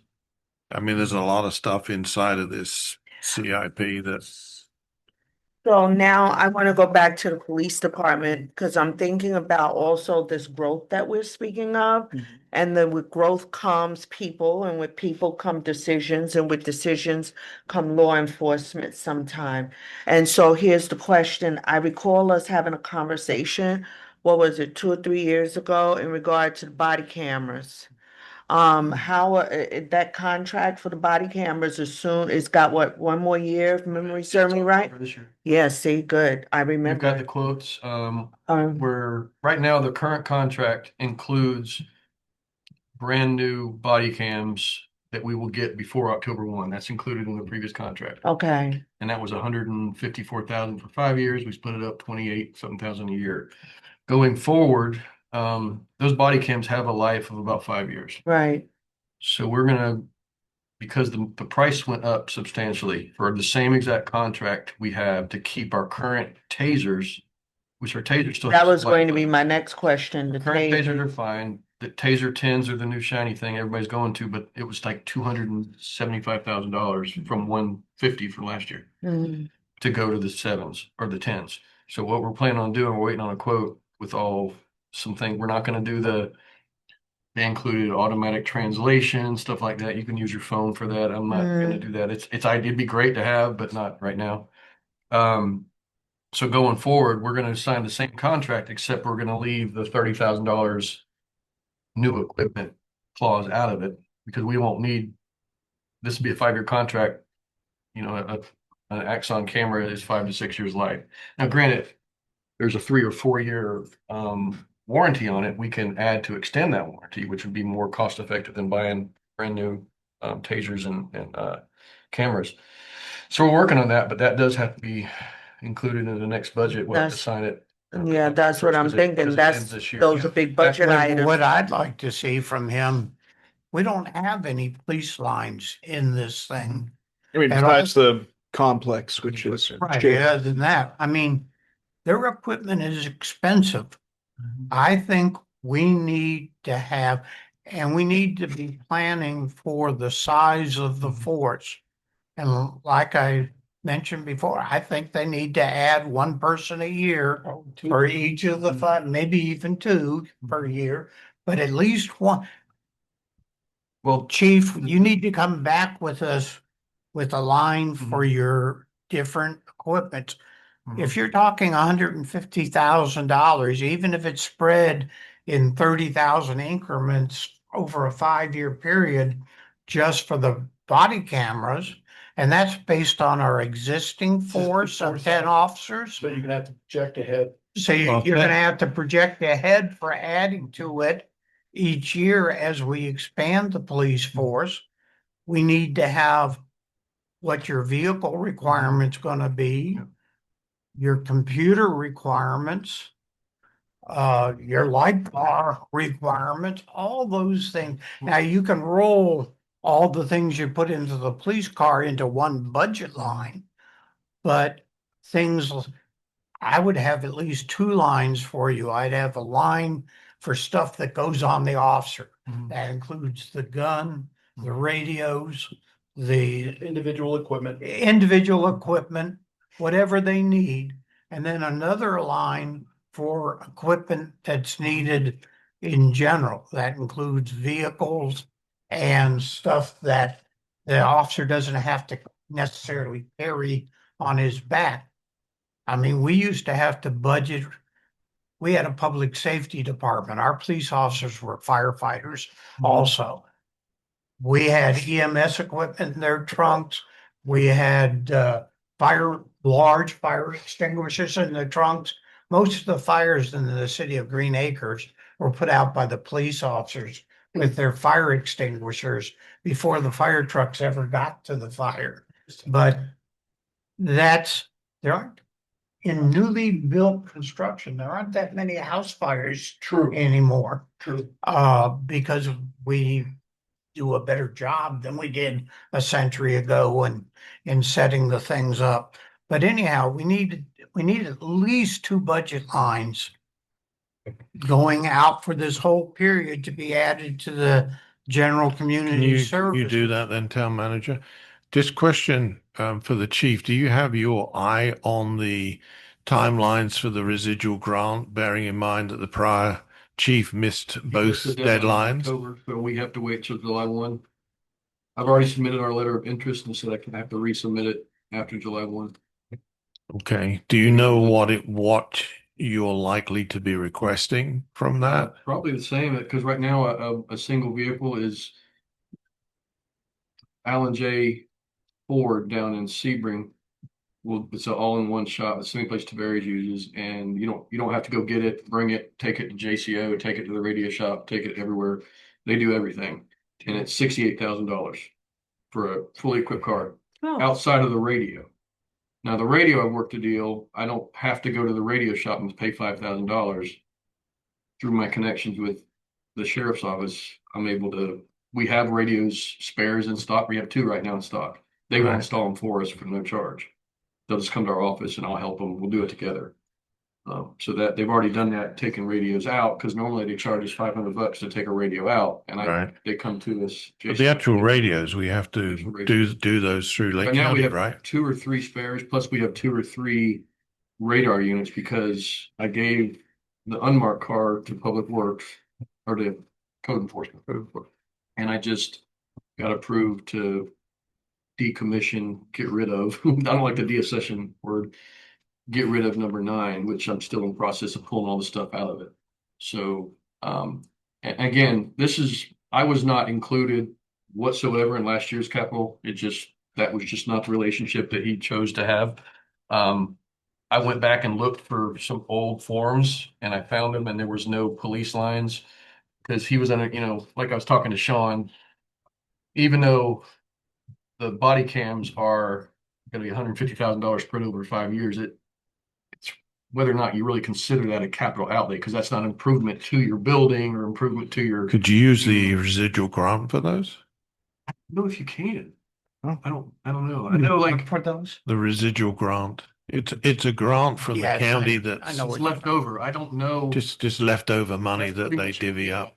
Pretty much equipment, from what I read. It's equipment and supplies and vehicles. I don't know if it can be used for infrastructure. Because the last one I was involved in Estatulla, I mean, it was 140,000. Mhm. You can buy a lot of equipment for 140,000, including police cars as well if we need them. Going back to your point, David, as far as expanding the police force, one of the other things that's going to come up in May, of course, is going to be the renewal of the SRO contract, and also the fact that there's even a possibility now that Lake Hills School may reduce from 2 officers to 1 officer in this next upcoming year. So if that's the case, then we will already have 1 additional road officer. If we do not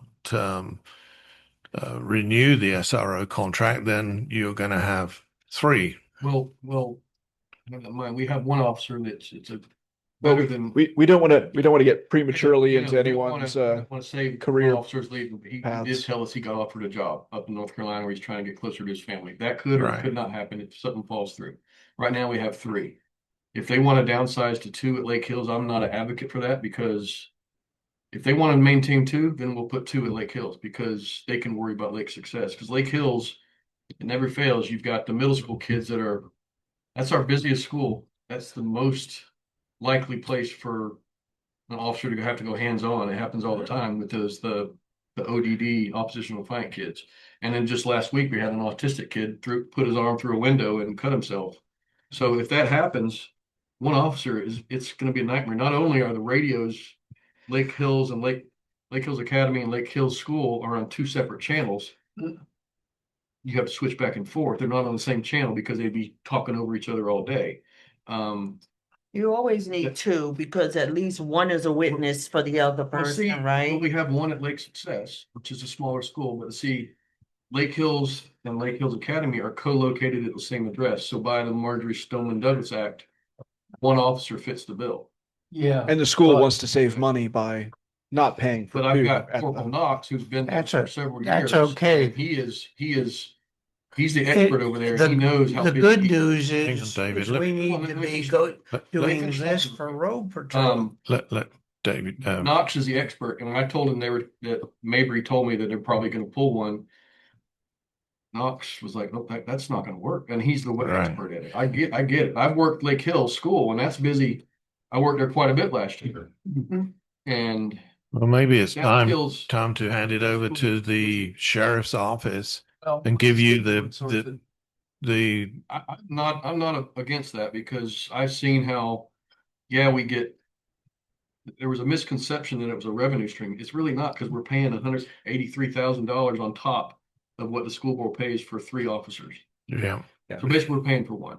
So essentially, what could be one patrol officer is what we're contributing. And another thing, but I like, the schools are important, don't get me wrong. I get it. And I don't want to get into that trip back. Oh, well, there's only 7 kids and how there's 3 schools in our jurisdiction that need to be protected. I get it. They do have a guardian at Lake Success, the principal's a guardian, which that technically, if something bad happened, my resource officer could leave and the guardian's fine there by himself.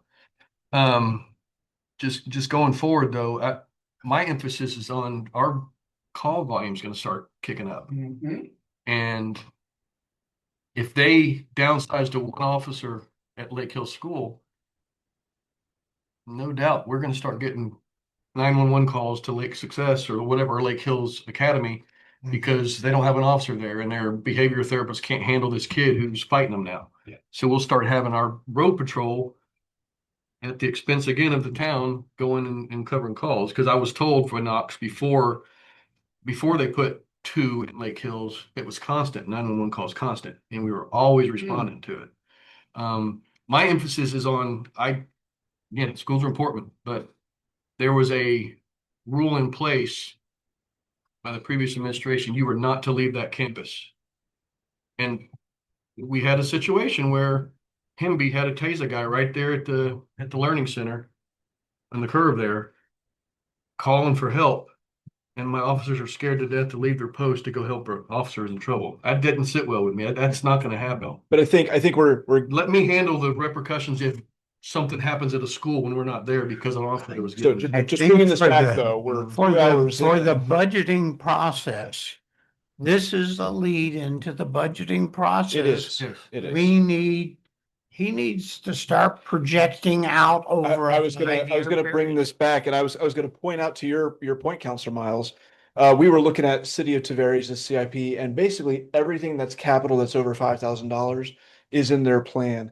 And looking at our plan, and I know we've been improving it year after year, but basically there's nothing. Our limit was effectively anything over $100,000 unless specifically mentioned, requested to be on the CIP by council. But if you look at this as a total, we don't have a whole lot under the $100,000 mark. But I think we can go back, whichever cycle, this cycle, next cycle, but bring it down to that $5,000 threshold ideally, and put in more lines for PD, Public Works, Yep. equipment based, that kind of thing. Those So 2 departments in Yes. particular are the 2 that have things that cost Yeah. lots of money. but I just feel like we've gotten a little off track because we're 2 hours in and we've not really even covered the 3 items in the general I've community had services. discussions with Sean beforehand, and that's why I wanted to get to this meeting again. Again, I wasn't involved. The old documents I found didn't have any separate lines, so I didn't want to recreate the wheel yet.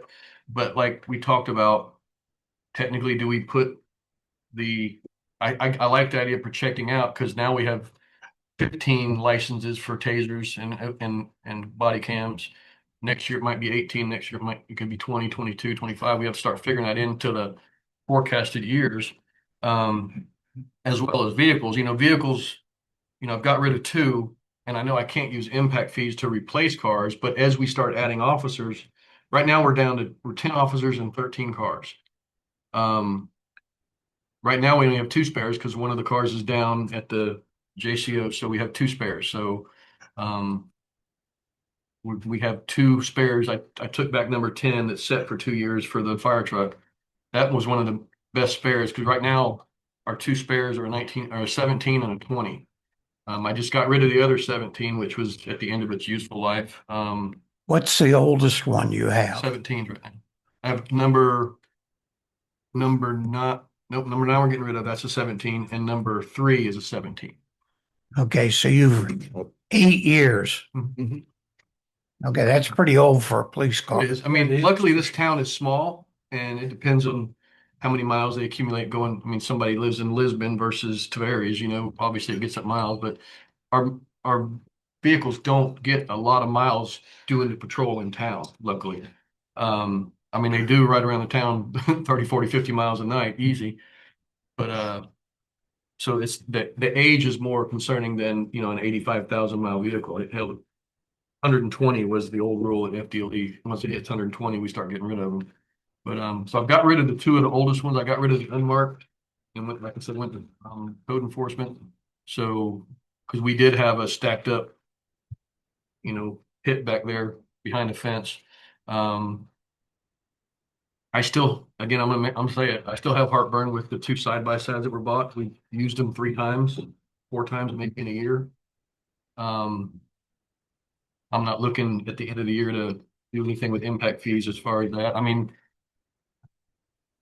it came in useful during the event for the flow dash, but that's really the only time we've used it. Don't worry, chief, I'm helping you out with one. I'm glad you're using that. It's getting used. Good, I'm glad, because that one was just sitting, and I said, I got heartburn. But again, so bringing this back though, we have these 3 projects. We're hearing council say that they want to see us put in more information, bringing the threshold lower so that we can get more out of this as a planning document, a strategic document, and so staff can work on that. But is there anything else related to it? It's good to put, General community? if we can capture the O&M. Mhm. O&M eats your budget up more than, well, the only other thing that's more expensive is your personnel accounts. It is good to have that, I think, in a strategic plan, just so that you've got a better picture of the total amount of money the town is spending. Mhm. And that allows the council to be able to sit back and go, well, hey, do we really need this much this year? Maybe we can defer it, but it's more than that. It's his police force growing, his public works force is gonna grow. Yes. And Public utility. Yeah. and that's where we can be having that in there so that we can look at that and say, okay, if the impact fees are coming in, everything seems to be going good. Yes, we can follow. Whoops, wait a minute. One developer's decided he's going to put things on hold for a year. Oh, what does that do for our budget, et cetera? It gives us a better idea of what our needs are and what our resources are. And so we take the mission requirements and we look at the resources. And from that, our strategic planning will drive how we're going to use those resources to fulfill those requirements. If requirements change or budget changes, then we have to change the picture. If you change the strategy, then you got to look at the resources. And if the resources suddenly don't appear, you got to change your strategy, or else, you're just living in a fantasy world. I'm looking, when we go into the budget this year, for you to lay out a 5-year plan for personnel for this city, broken onto 3 lines. Line 1 is police, line 2 is public works, and line 3 is everybody else. And you can then break that. We need to Separate start. one for utilities. Public works includes utilities. Okay. We need That's a to look. different fund. Yeah, Within 1 year. it's a different fund though, David. So it's a different fund, so it should be done separately. Yes, Utilities, I think, should be separate. yes. They can, Well, but the long and short of it is you want a 5-year plan for staff growth. with the exactly. To see, anticipated portion of the 10,000 population build out in a 5-year. well, plan. I think we're gonna Estimated. be at about 5,000 5 years from now. 10,000 10 I think years that's from now. maybe low. Yes. That might be a little low, even 5,005. But yes. But we're gonna need to build the staff in all 3 of those areas up Ahead of over time. Yes. So what we need to see what staff thinks they're gonna need. And just as, back at the mine thing, I feel like I've had this conversation with different counselors and in public meetings at different times, but PD has a rule of thumb. Ideally 2.5 officers, sworn officers per 1,000. 2.7. You might only get, Mount Dora does 2.7. He does 2.7. He's They got some money. Some cities, on the low end might do 2, but even that, if you look at a 10,000 population buildup, that's at least 20 to 25 or 27 sworn officers, not counting any administration. Right, it doesn't include any of his non-PD admin. Well, the other way you can do it also is to look at the cities, the size of where we're going to be. If you take, let's say we got 2,000 at the moment, Umatilla got double that, 4,000. So maybe you want to see what the staffing level is in Umatilla and then move on to Mascot that's got 8,000. And then that will give you more of an idea of what their staffing requirements are, because otherwise we don't want to hypothesize. Thank you. Talking to use that information to defend what he's proposing. Well, that's true too, but at least we will have it from a factual base and not a theoretical base. We're not inventing, in other words, we don't have to reinvent the wheel. Let's go find somebody else who has it and we'll modify it to fit our needs. That's a great idea. It's hard to project out past a year what cars are gonna cost in 2 years. There's a formula of 5, 7, 9% increase, but it's kind of hard to be exact. It'll change. One question in that area, Chief. I've noticed in the 9 years I've lived in the town, we've moved from having police cars to having SUVs to having pickup trucks. A lot of the other local Lake County departments have done the same. A few of them have not. Do we need to have SUVs and pickup trucks for all of our There's officers? not a lot of cars to get anymore. They got the Crown Vic's gone, the Lumina's gone, the Taurus is gone. It's basically Explorers. Durangos are more expensive. Tahoes drink a lot of gas. We've got a couple Tahoes through grants. The trucks are great, but their turning radius sucks for working traffic. You can't turn around on 19 to turn around on a car that's passing you. Yeah. So there's other ideas. Chevy's talking about coming out with a new police package. I don't know if that'll happen, but right now, a fully equipped Ford Explorer, which is kind of the industry favorite right now. Yeah, I would is go with that. 68,000. The Ford Interceptor was standard for The old Well, Crown Vics or you also got to look at the safety of the police officer. When they're doing high speed chasing and stuff like that, if they're in a car, they have way less the Dodge protection has than a. the Charger. Yes, But that's what the the state Charger- patrol uses. They're mostly 6 cylinders. They can all-wheel drive. They don't have a lot of 8 cylinders. FHP went 6 cylinders with all-wheel drive. They have no trunk space, so there's nothing the tire takes up the entire trunk. I think the Ford Explorer is the It's perfect the best. size And it's for us. price wise, it's more reasonable. Sometimes the Chargers are even more than the Explorers. I mean, it's just. And if you plan ahead for when you need them, I know that there's a lot of this problem that when you need them, you can't get them. So you go with what's another option, whether that be with the Tahoe or a pickup. If you plan ahead and you want to have a standardized fleet, that's the ideal way to do it, so that you're planning.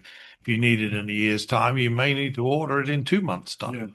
Yeah, at the rate we were going, I was expecting to see armored personnel carriers and tanks rolling up and down the I street. wouldn't have any problems with that.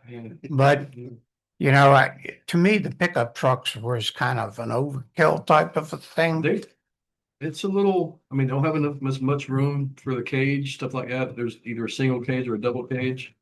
We have had the four-wheel drive is important. A lot of times we have had to use four-wheel drive quite often, and that's an issue. And a lot of the Explorers are all-wheel drive.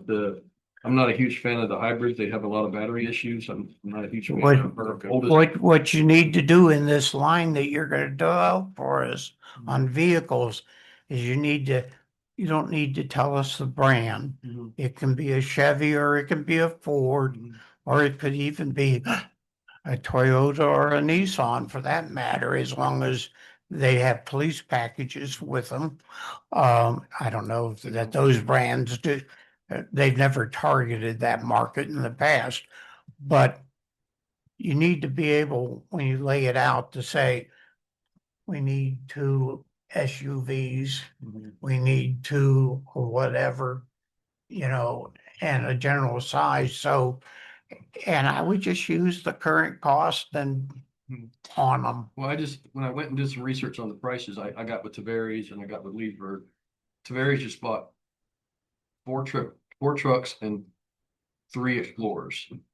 And it was weird. The Explorers ended up being more than the trucks were. Yeah, but like you said, that it doesn't always mean that in practicality, the use of the truck is as good. Just one question on the lights and sirens, the light packages, etc., the stuff that you put into these vehicles is a real big cost. Mhm. So when you move one on and it goes off to auction, do you take that out and reuse it, or do you take it out and sell it, or We- just take it out? If we take it out, we send it to Gideon because it's not, a lot of times after 5 to 8 years, it's not worth, you have to change the bulbs, change the lenses because they get oxidized and stuff. Yeah. Cages, like we had in Cages 2017, aren't we had to fit, take the yeah. cages out because the cages will no longer fit in anything past 2019 because they changed the body style. Got rid of a lot of cages and scrapped them for scrap. We used to be able to reuse Yeah. cages when we had Crown Vics Well, Crown for Vic was like 25 everybody's years in favorite. a row. Crown Vics and the Caprice were Some of us are cookie not cutter. old enough to know what a Crown Vic is. Anyway, can we Moving move on. back to the CIP now? So Are you done? We still do have Yeah, 20. we're in progress. We have 25 projects of Mr. Cates. So if we're trying to finish by 3, that gives him 2 minutes per project. I've got to go. Just tell me the ones you got questions about. We'll skip the rest. Yeah, really. I like your entire public works, just as you laid it out here. Yes. I Sounds good have to me. no questions about. And I like how Parks and Recs is also laid out likewise. I have some clarifying questions for the, I have one thing on the Parks and Rec. Change the 100,000 to 92,000 on the first line. Cause you got the bid in for that. I mean, it hasn't been approved yet, We but- haven't paid for it yet, so Yeah. I would wait until after we pay for it. and it doesn't change the budgeting. I mean, This we, is a planning document, not Wish- a it's a budget, wish not an list. actuary. We can change it next year. right, well, next year that'll fall off. So Exactly. So we'll change it. is that okay, Counselor Miles, that we just let it? 100,000 is okay. It's only $8,000 difference. But I think I did a good job of estimating that pretty The good. only other thing you might want to do to change that, because obviously now the 31,000, which you had in for general fund, is now infrastructure. So you might want to just reduce Well, we that to could- 92,000 because those two are instinctively linked together within the remainder of the funds for the. I mean, we can, sure, we could do that. I mean, the 92 hasn't been approved yet. Won't happen until Monday, but Okay. have And a it's question, actually $92,600. there we go. What's your have a question? question. Oh, it hasn't been approved yet, so. Go ahead. Okay. Sorry. Install sanitary sewer to replace septic. We have 2,000,005. Yes, That's the 3 million. Yep. That's the 3 million. Yep. The light bulb. Just that we're expecting to use more of that sooner rather than Yeah. the tail end of it. I'm watching the money the so quick. I'm just watching the money. I was like, Talking oh, about this is the okay, wood got it. current money. Yeah, well, the technically it's the SOFI The grant money. yeah. Right. Got it. Thank you. So you have that in this capital improvement plan? Yes, install sanitary sewer to It replace. was I love specifically this lady. requested. Don't change it, even when you add things. Even though it's Yeah. technically planned It's- and It designed. seems that you're paying somebody, it's administration for them to actually do anything with it. We're not gonna build anything with that 3,000, so I don't understand why. 3,000,000? Yeah, no. Does the North Water Treatment Plant construction of 10.5, Does that include the pipeline? That includes the pipeline, but not the retrofit, which the retrofit is the last. That's the Yeah, I saw that. WCP number I one. just wanted to make sure the pipeline. You're right, because North Water Treatment Plant is 8.8 plus 1.7, which would be 10.5. Yes, that adds up. Okay. Yes. Now, the 158 for the surface water, do we definitely, I didn't think we had voted to.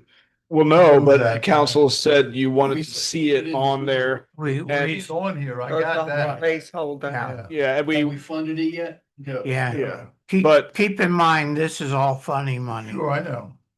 Well, Monopoly. I don't want to diminish, how useful this is for But it- planning and everything. So that's gonna come up again though, correct?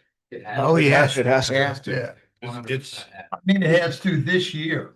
well, it's either that or. Funded by next year. Well, no, I know or that, live off I know bottled that. water. She had wanted to do it this year.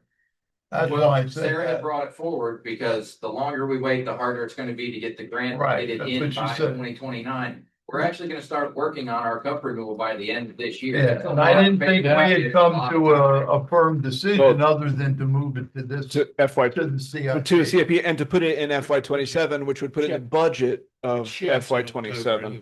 And we were also told, even though, I'll say it in the smaller group, fingers crossed, we never want to spend design money only to have a binder on a shelf, but I really hope in this case, we just end up with the binder on a shelf and that St. John's doesn't tell us we have to. Well, Execute it. I Major will say project, this, I when we wasn't get able to money attend in. the last council meeting, but, Howie is part of the Tech, which is a South Lake Regional Utilities Group.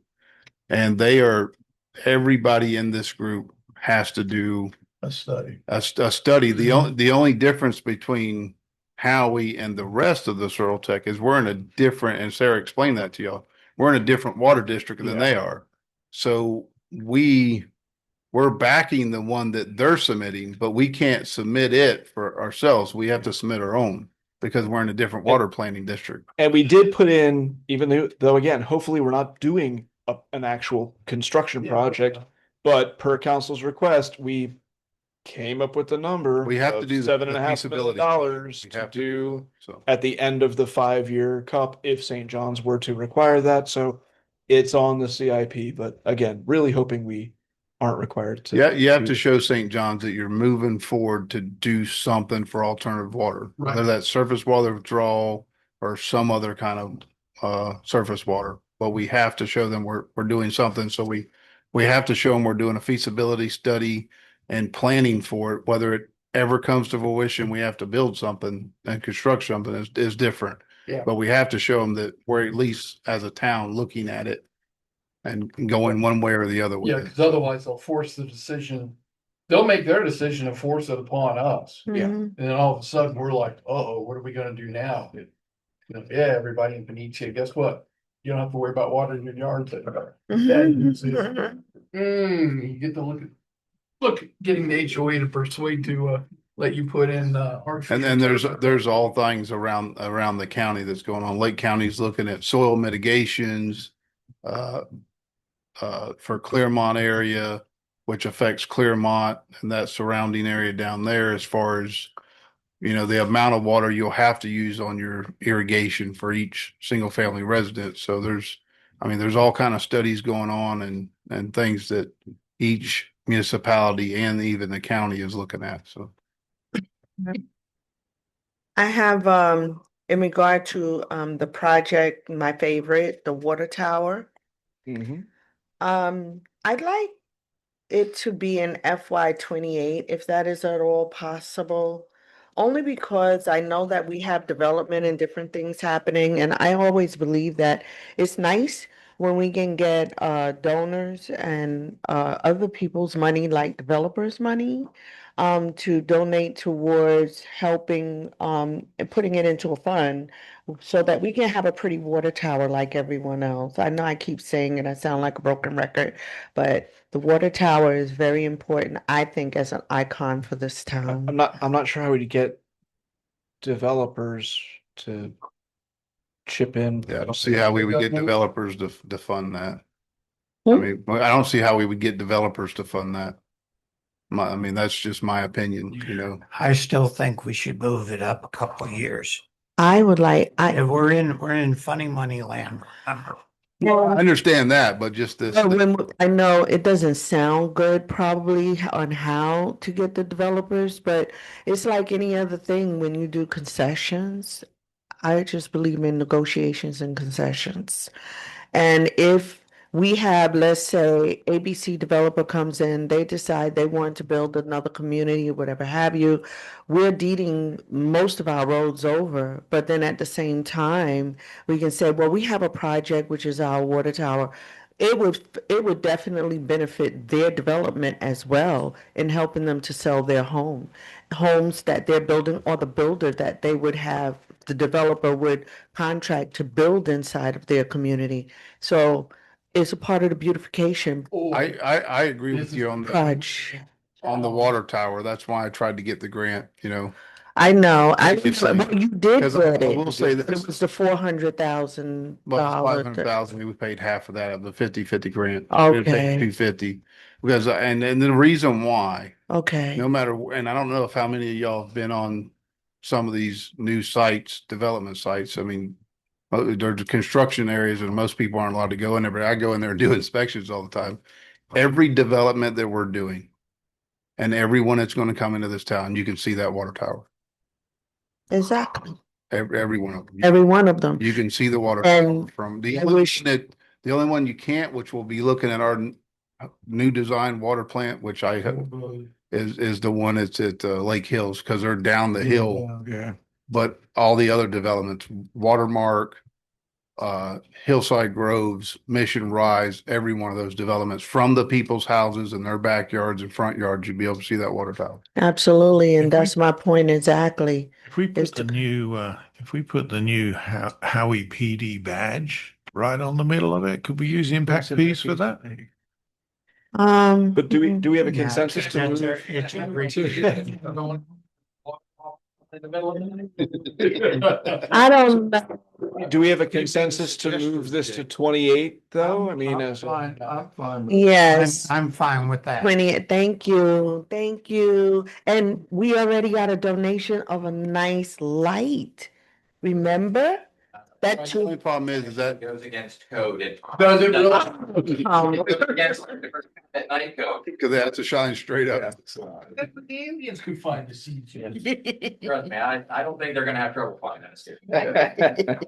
But then likewise along that, how about we look at the Benici Talashe second accesses? Let's kick those back 2 years each, because there's gonna be a lot of road construction, resurfacing, remarking, not only on 19, possibly number 2 road, Rebels Road, when Watermark comes moving in. Maybe we should just kind of wait a little bit till some of these other projects are done before we. They're in funny money years. Let's leave it alone. Yeah, I'd leave them. And when's the 7-Eleven? FY 27 is next. I mean, we're Yeah, gonna that's start why I'm saying budgeting let's do it 27 now. shortly. So if we don't Yeah. want 27, Move Put it 'em down to 28. 2930. so 1 28. year. Yep, I like 1 year that. bump, 2930. 2930. Wait a minute. 2 year bump, Here's 28, two different numbers 29. here. 28, 29 works for 1 year me. bump. Okay. Okay.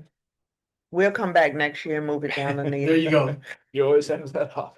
One thing at a time. That's You know, or I'm just wondering that if FDOT might say something, once they get the traffic study. Yeah, But- let And they might. For And they might, 7-Eleven. sure.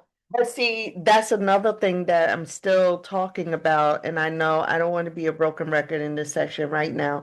Talk about it later, but I still need a different vision for not using Venezia Boulevard. I think it should be a right, and a right further down kind of thing, as opposed to Okay. cutting across the median. It's too close to that bell tower. All it takes is the person who really isn't familiar, and there goes that monument, which is a lot of money Renee, in even I think that will be a problem. And the reason is the height elevate. Where the school is in that area, there's quite a bit of a drop off height wise. And right behind the townhomes, it drops like 30 feet down. So anything can be done, but it would be very expensive to do it that way. And I Yeah, but think you're talking about a direct access off 19. Yeah, it's into got, 7-Eleven instead of cutting through Venezia. that's going to Or be, left turn. no, a right and a right. Right, a right, not a left. Right, no left. Yeah. So Well, it's going into Venezia, it's going Yes. further past the bell tower. they already. No, no, have- no. They already have. You're not going into Venezia Boulevard at all. Right. There's So not, then not at how are you all. Gonna get in if you're. You going- got a right. If In you're going, Venezia. if you're going south, if you're going from north to south, there will be that entrance that I'm speaking of, that third right down by the school. And I think that the developers or whoever is developing it, I don't follow. they can put, Right, you're going the other way. Yeah, if you go right, you're going west. no, right. So, oh, no, right. No. Moving on first.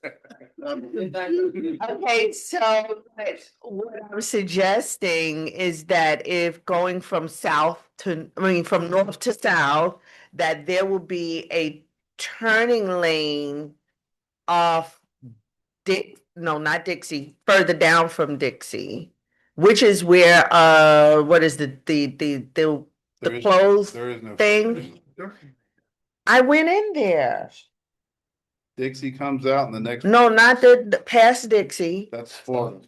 That's. No, going from, okay, going from north to south, no. So what I'm saying is when you, God bless you, when you get to that first one, like when you coming from north to south and that first building that's there, you've got that opening, Yeah. that's what I'm speaking You're of. talking about turning left into there? The dirt road. No, Road there, yeah. no, you cannot, you can't when I went up in there, you can actually see where they can pave the road to go in, is on their property. That little triangle. So let me just hear me out. If you're going north or south from here Mm-hmm, and you start around that curb and there's the entrance that goes into the backside of the school. Yeah. Down to the lift station. Right? No, If but you were I'm- to turn in there Mhm. and turned right, you'd be going through the school board's property. They own a triangle out there. Oh, That's actually belongs to the school board. we have to figure out another way. Well, that's all gonna, Thank you when, for that. when the site plan clarification. comes up, all of that will come into play. But to your other point, Tim, about how people in Venezia get out if that is a problem there, of course, they will be able to come out Venezia Boulevard, Go out to turn, 7-Eleven. go out the 7-Eleven away. They won't be able to turn left. Well, and of course, if there's a problem there, they won't turn left anyway, but they'll be able to That turn is, right. that is a second exit. You're Yeah. right. I'm just envisioning. Yeah, What would be backed up there, that's all. yeah. You know, if everybody's doing that through the 7-Eleven, then yeah. Yes, Talshay is actually the I mean, bigger. just speaking from a utility standpoint. Yes. Talashay's is the bigger issue. It's a lollipop. It goes in and it makes a circle. If the right light pole falls down, that's it. You They're get a main stuck. water break back there and it's washing out a street. Everybody in that back part of that development can't get out. Yep. And the good thing for Talashay is though that the exit where it is now, it's not on Palm. Yes. That's the only saving grace. I agree with you. Their- If you their get back in exit those where roads. They've got it, comes out basically right in front of the juice plant, right Mhm. past the water plant by the juice plant. That's still a pretty big loop back there, even with that emergency exit. That gives them a pretty big area where something can go wrong. But better there than nowhere. Yeah. Okay. Okay. What's next, manager? Well, I mean, we're still hopping back and forth between Public Works and Parks and Rec projects. So if there's any council consideration on, at the very least, moving up or pushing out projects, or it doesn't sound like we're trying to add or delete any of the projects on the list at this Fire point. Truck repair and painting. I thought we decided that was a no-go and. Well, we already have our, we already have the funds, that 25,000. yeah, So and we're Did you having a follow up presentation. with Brad, did that ever pan out? So I'll just give you an update on that. I followed up with Brad. He gave me a number for gentlemen that, not the same gentleman, but I'd talked to that group before, which is the Antique Bucket Brigade. Mhm. I did meet with two of their members at where the fire truck is being housed now. They looked over it. They said that project was way out of their scope. that the body on it is Too far gone. too far gone. So they recommended me, there is Do a, the work. no, they actually come up with a good suggestion that I'd never even thought about or even it crossed my mind is, they have worked in the past and they know municipalities that's worked with the Pride system, which is through the prisons. And they do, heavy equipment restorations. I mean, and amongst all kind of other things, but, so I did reach out to them. I've been emailing back and forth with one of the representatives. I'm supposed to meet with him one day next week, and he'll take some more photos, get some more information on the truck, and then provide us with a quote and I will, and I don't know where it would end up. It'd end up in one of the Florida prison systems, but we would transport it there, drop it off. They completely. The prison that does that is over near Daytona Beach. Oh, I know that they have one main office. I think it's Brooksville or, what's the name of that other town? Bushnell. But I don't know which We get prison. ambulance bodies refurbished by them. And they did really good work at a really nice price. Yeah, I've heard that from what the guys from Antique Bucket Brigade said, they've seen some of those fire trucks that's been redone, and they're showroom quality because they tear it down to the frame. And they have machinists and, a shop, and they can make parts and do things. So I won't even have an answer for that at the next council meeting, but it's something that I have investigated and be reaching out to them. And Have you been Nice talking job. to Peggy Clark? Do you talk with Peggy? I have not talked to, she's not reached out to me. Yeah, she I know was, that. I've talked to Peggy, so she was going to come in February. Remember when we delayed this and we were looking at Lake Peg? Between her being out of town and ill, she is planning on coming to this next council meeting. I mean, she's pushed it a couple times because of personal circumstances. So we should be hearing her on Monday on this particular topic. She wanted to talk about fundraising. Yeah, that's opportunities because in I know particular. she'd probably try to do some fundraising. I've talked to Peggy off and on. We did talk at the Christmas festival, and I talked to her about avenues I was going down and research I have done. So we've stayed in contact, but I haven't talked to her in a couple months. But and I know she's really interested in getting it redone. And I mean, my opinion is if we're going to keep the truck, then we should get it redone. But we're going to have to think about a place to house it, because everybody that's looked at it, that's been the problem. Yeah. That their first thing is, you shouldn't have let this thing sitting out in the weather for all these years. I And mean, it's not like a static display aircraft. It was meant to be out in the open in the weather. And the airports refurbish those all the time.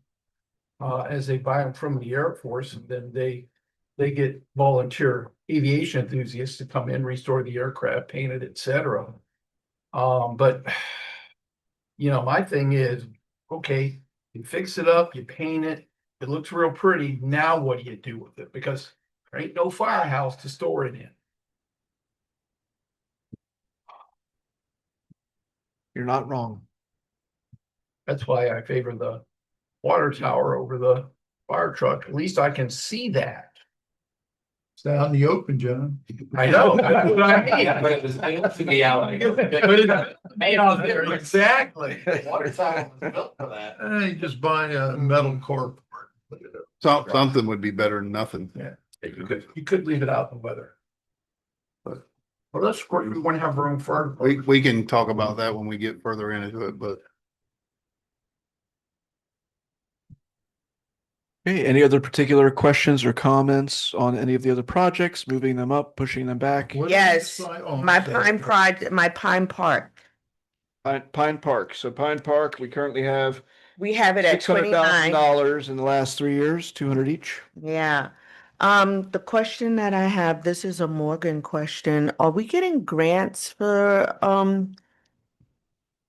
outfitting the Pine Park, and do we decide what We we're will eventually, doing but with without having any kind of place? funds in the Parks and Rec Right. impact fees, Matching.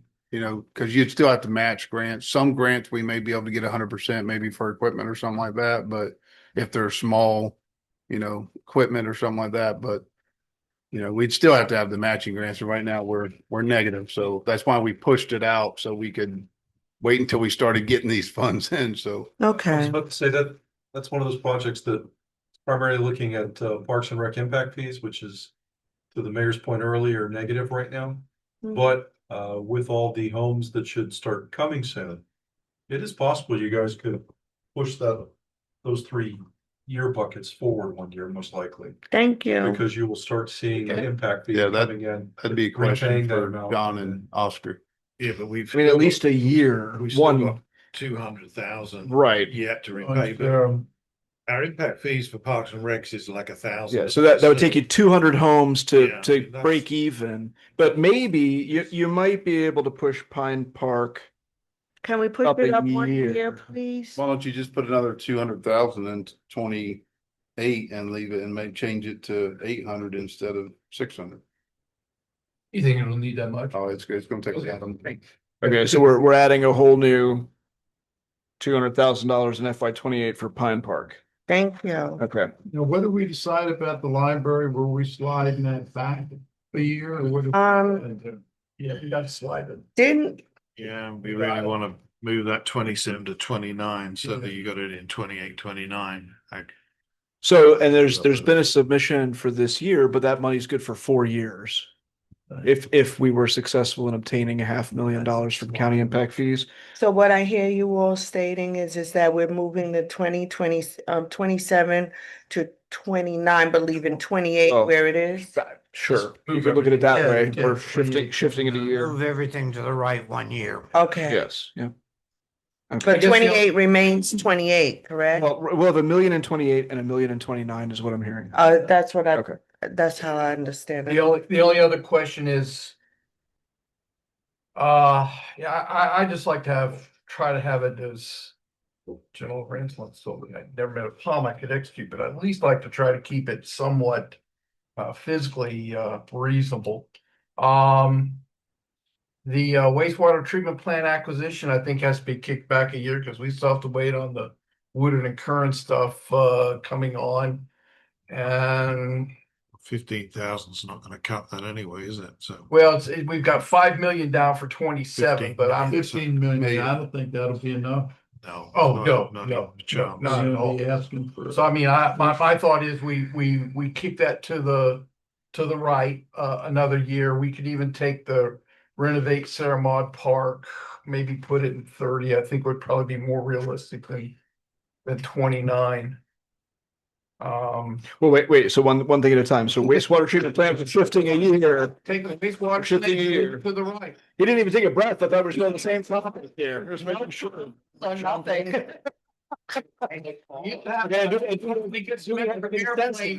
Consensus for that, Let's go back shifting. to the wastewater plant. I don't think moving it to the right's a good idea.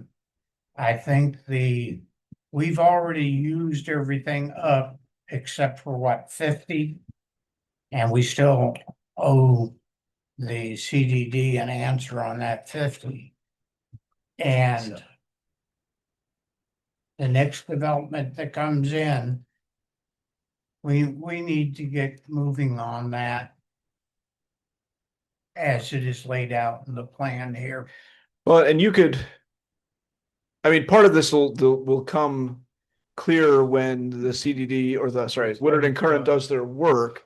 Now their tentative numbers, was it 22 million minus the 3 million of planning?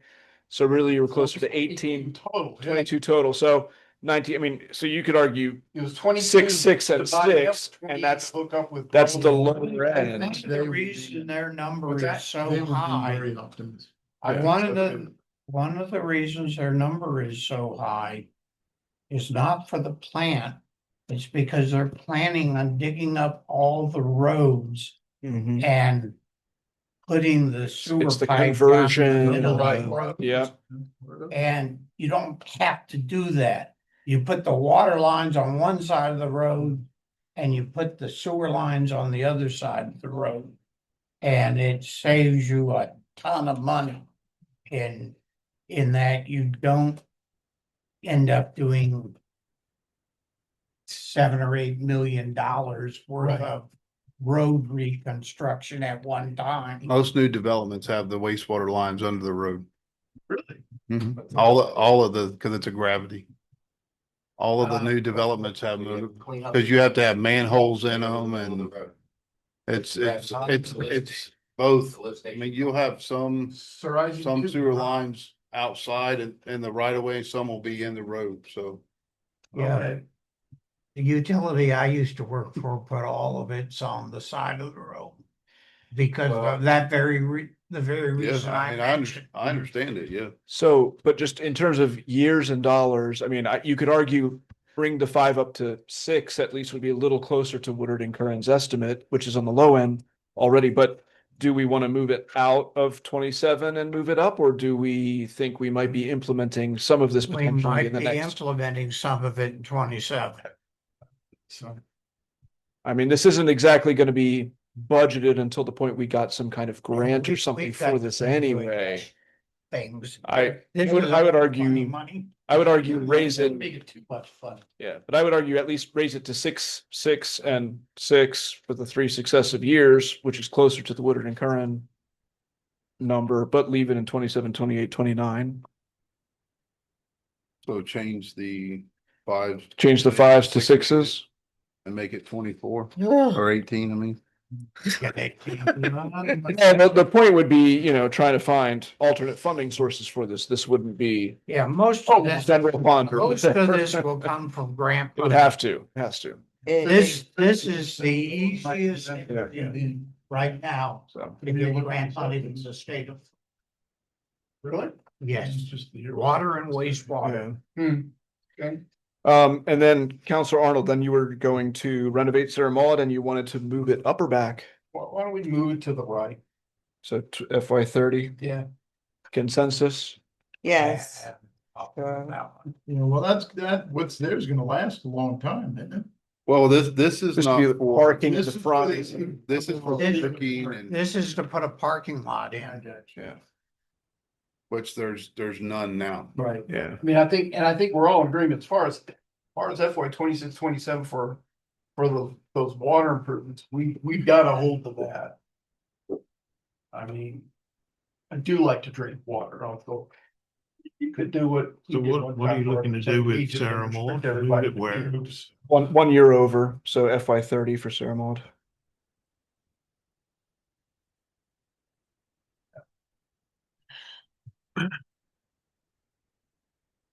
I have a suggestion, and this was from previous conversations earlier in this meeting. About the replacement of finger piers. Do you want us to change the 65, 65, 65 and 27, 28 and 29 to 175 and 27? Well, it depends where it's gonna get funded from. Yeah. Yes. Yeah. It's getting funded from the infrastructure fund, right? Can your printing press print that much money? I'm just asking because of what the council consensus was to do them all at one time, so. It would be nice. It's not a consensus. But the way I have The money to do that, we have no. Oh, problem. you're absolutely right. If you can find the money, you bet. Otherwise. Well, I knew that they all need to be Stay with replaced. that. That's why I've asked for in the See, the preceding things years. and I know it's more expensive, but staggering them like that, then you don't have to replace them all at once the next time. Oh, that's a very good point. And that I think was the whole idea. Well, that's why behind it, because when I've done these, we've come up with a design, kind of myself is to upgrade them as we build them. So instead of having 4x4 poles and this and that, it's 6x6 pylons, bigger girdies, bigger cross braces, Trex wood, for the deck and stuff and the handrails and stuff. That way that lasts longer and so do the posts. So Yeah. hopefully before I retire, which is, not going to be tomorrow, but it will be probably before the population build out here, probably. I won't have to worry about any more of them in my lifetime. So they'll all be replaced and then somebody else can deal with them Yeah, 20 years from I now. think we're So, good with the 65s as they are.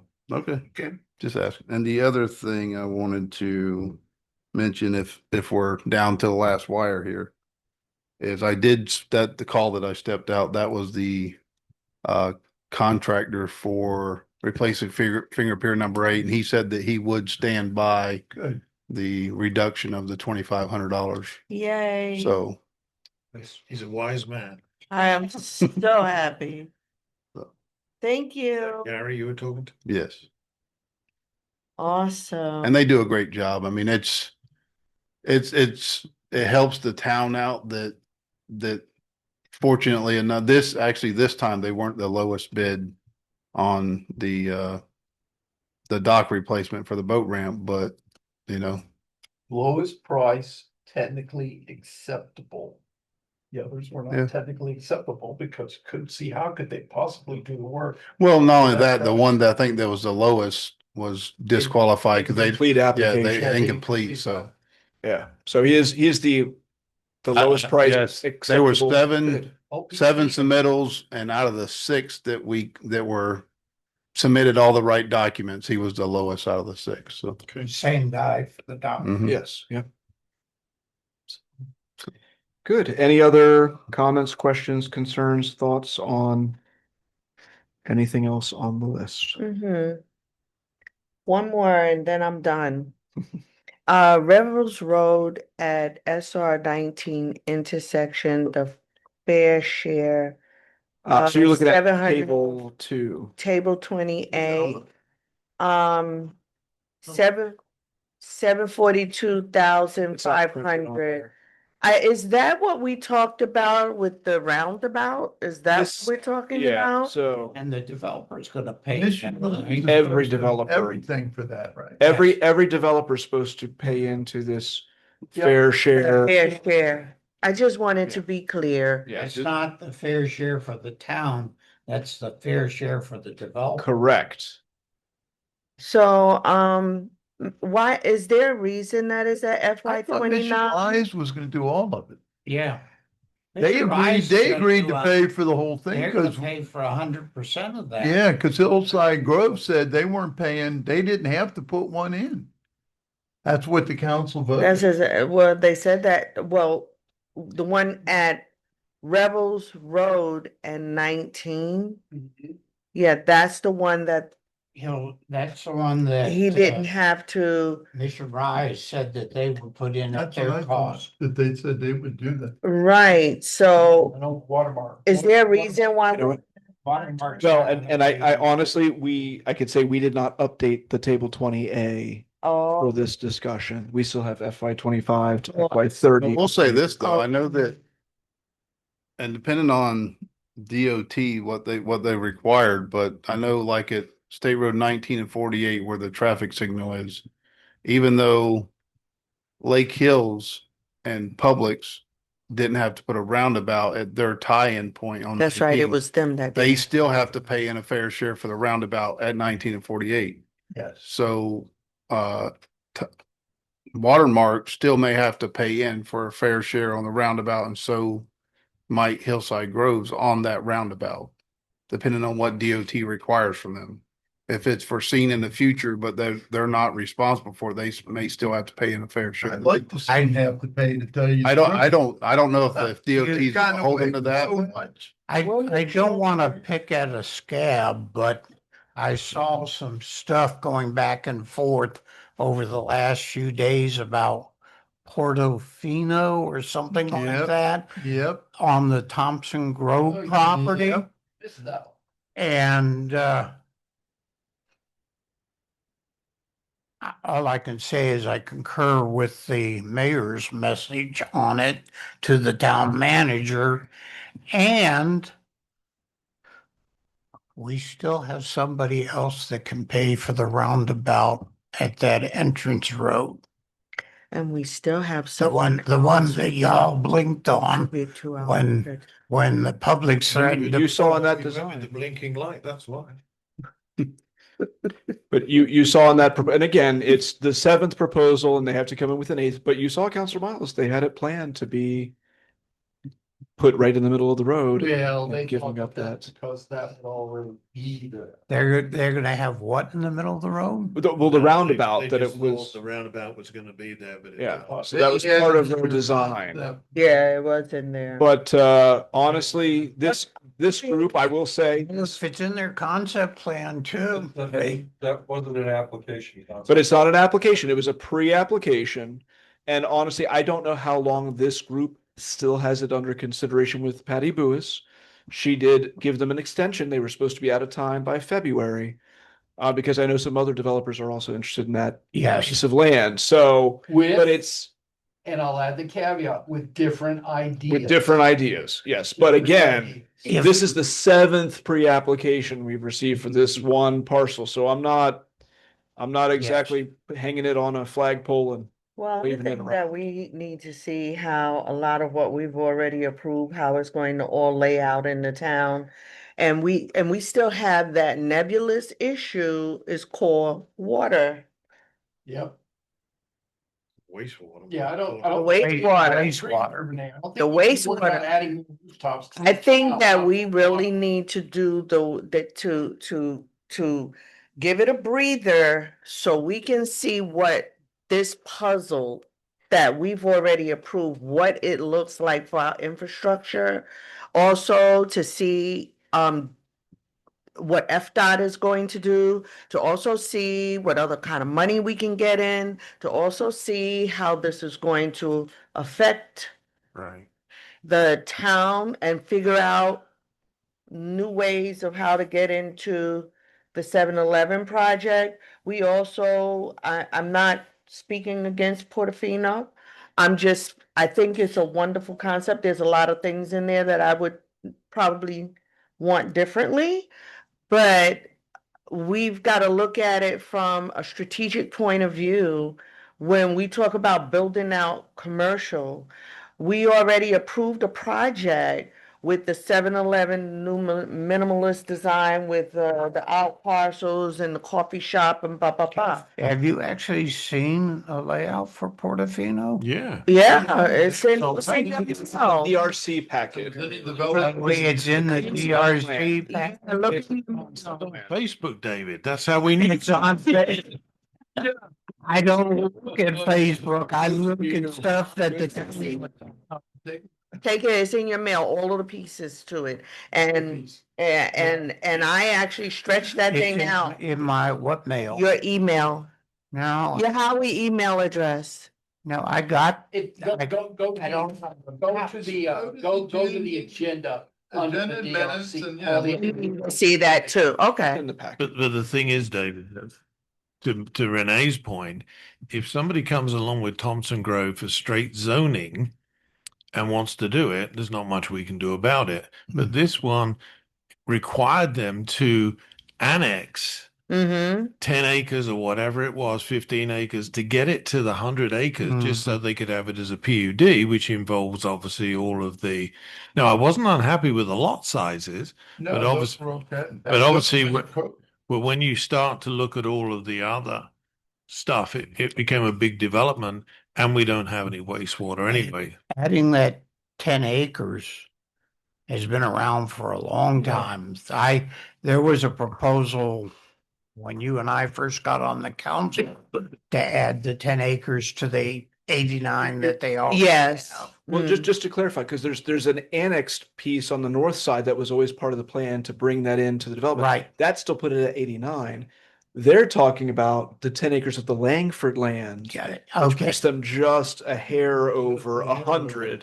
That's what pushes them over. But the annexation, to your point, was always part of the initial proposals years ago, that long, thin strip on the Right. north. That was always something. Somebody at the meeting said that the town owns 4 acres. Did you look at that? No, there's a 15 We foot own, wide. we own strip. this road No, there. he had a deed that he claims there was 4 acres there. It might add up to along the northern boundary. Remember the Of Langford. There's a 15-foot strip that's right, 1,000 the feet. money turned over to us Right. about 3 years ago. As part of the Citrus Avenue, Mrs. Would that be Broccoli. 4 acres, 15 foot by about That's 1,000 feet? That's Third of an acre. Wait, That'd be, that's a third of an acre. That's a third of an acre. Yeah. he was claiming 4 acres.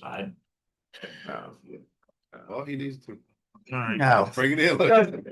He did, he handed something to Sean that he said was a deed. Yeah, no, that was, if that was Mr. Sullivan, I think. Yeah. He was referring to, again, That roughly 15 feet, roughly 1,000 feet long, which is 15,000, which is a third of an It goes acre. from the right of way in North Citrus to the right of way in 19. yeah, we own the right of way in front of the 3 lots that were replatted Which is not of, part of. of North Citrus. And we also own, does the right of way of Camellia come through the Langford property? No. There is no Yeah, they're right away clean, there. totally clean with the Langford land. That wasn't any part of any of the There- Citrus there is- Camellia. Sitting, Camellia ends at North Citrus, correct? Correct. On the other side of that, why did you put a W instead of an E then on that road sign you put in there?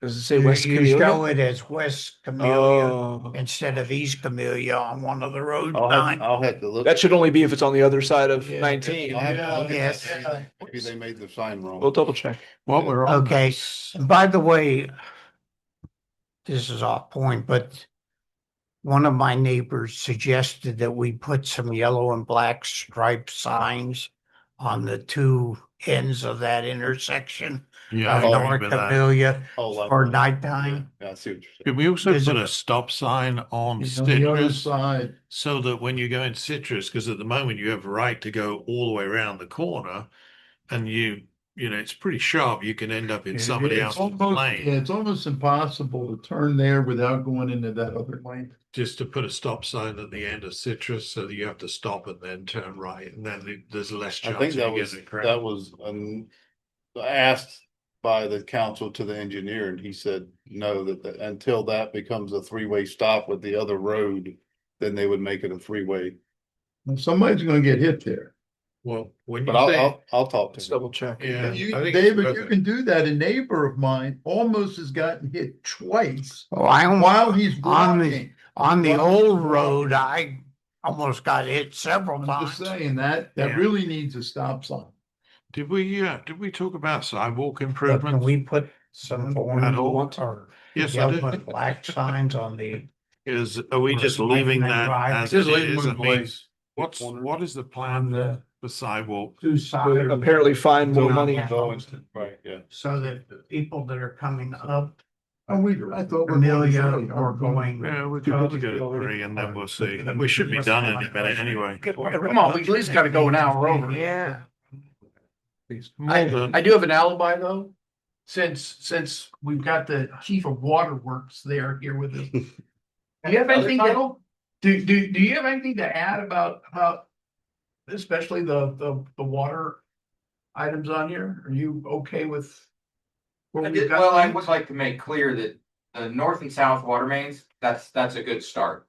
That's not gonna get us done by any stretch of the imagination with replacing the water lines.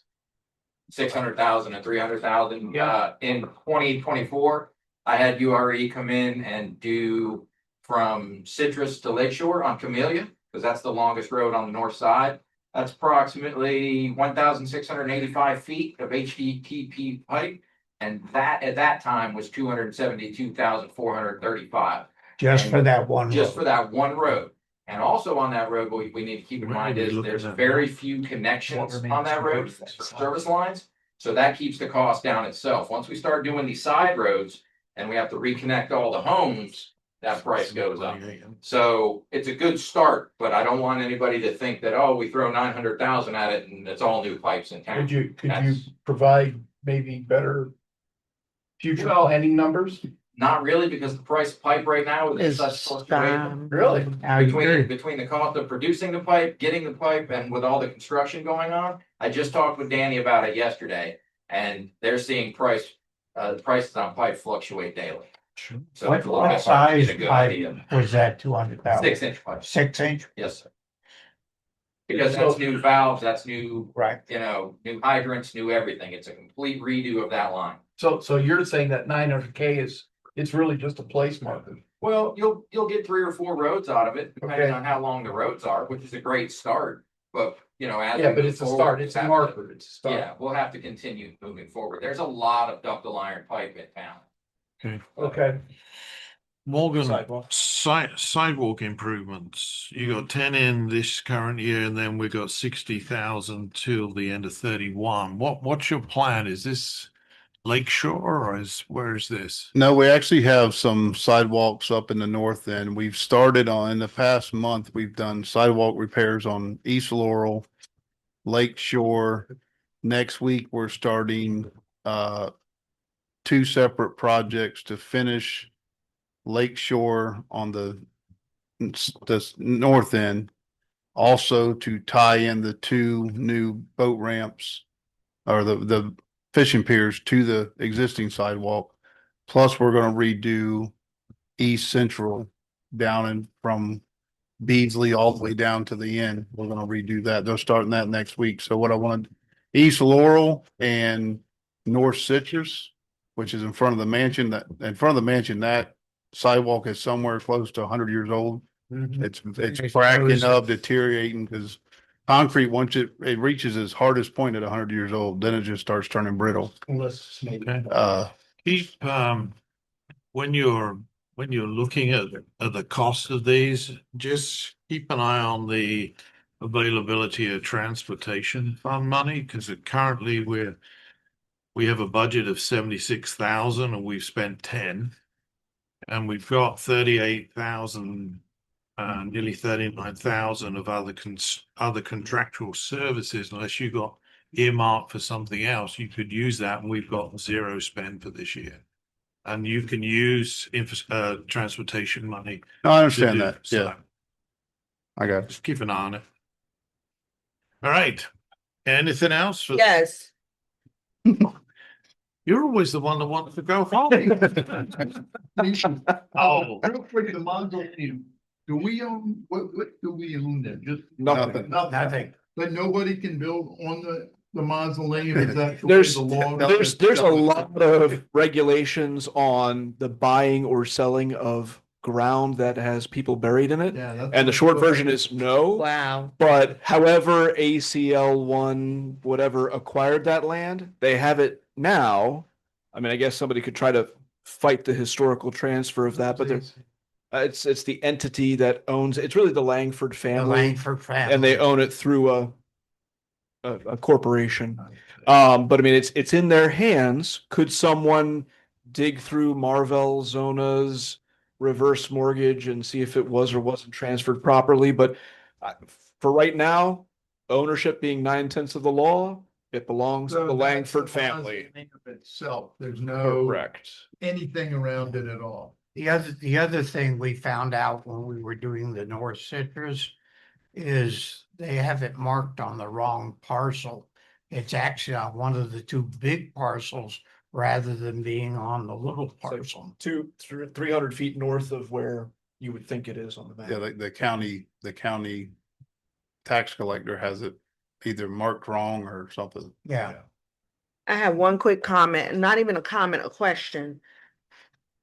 Sir Town Manager, the Pancake House over there, Yes. that sign, is that going to be the sign they're going to keep, or will they It paint it and look at? appeared, it looks like you can still see the letters that say Howie Market under it. So I'm Exactly. guessing they're just throwing that up there to do a little advertising, and they're, Look a little nicer on the front and paint it. I But would, that sign look like it's something I can order off Etsy.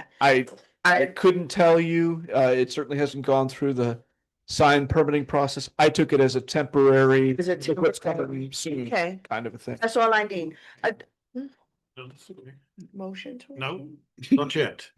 Because the town clerk has just informed me, because this is a special council meeting, we have to follow the agenda, which means that the reports, any reports from the town manager, Councillor, Mayor Pro Tem Everline. Well, I will on Monday, and I didn't do this last Monday. because I didn't have time, but I have the information from the last MPO meeting. So I'll turn that in for Monday's meeting. Councillor Arnold, No questions. Councillor Miles, I have nothing further. Councillor Laniman. I have 4. Of course you do. Well, you can do yours before my 5. I have nothing, so with that, thank you. for your Motion to attendance. adjourn. All in favor, say aye. Yeah. We are adjourned at 3 PM. We've got another 3 hours. That's the whole thing. Right on top. Thanks for coming on. So we'll put that under your heavy report. Yeah. So. Yeah, that's. You had something to eat. Did you get any of my? I done all that. Casserole? It was really good.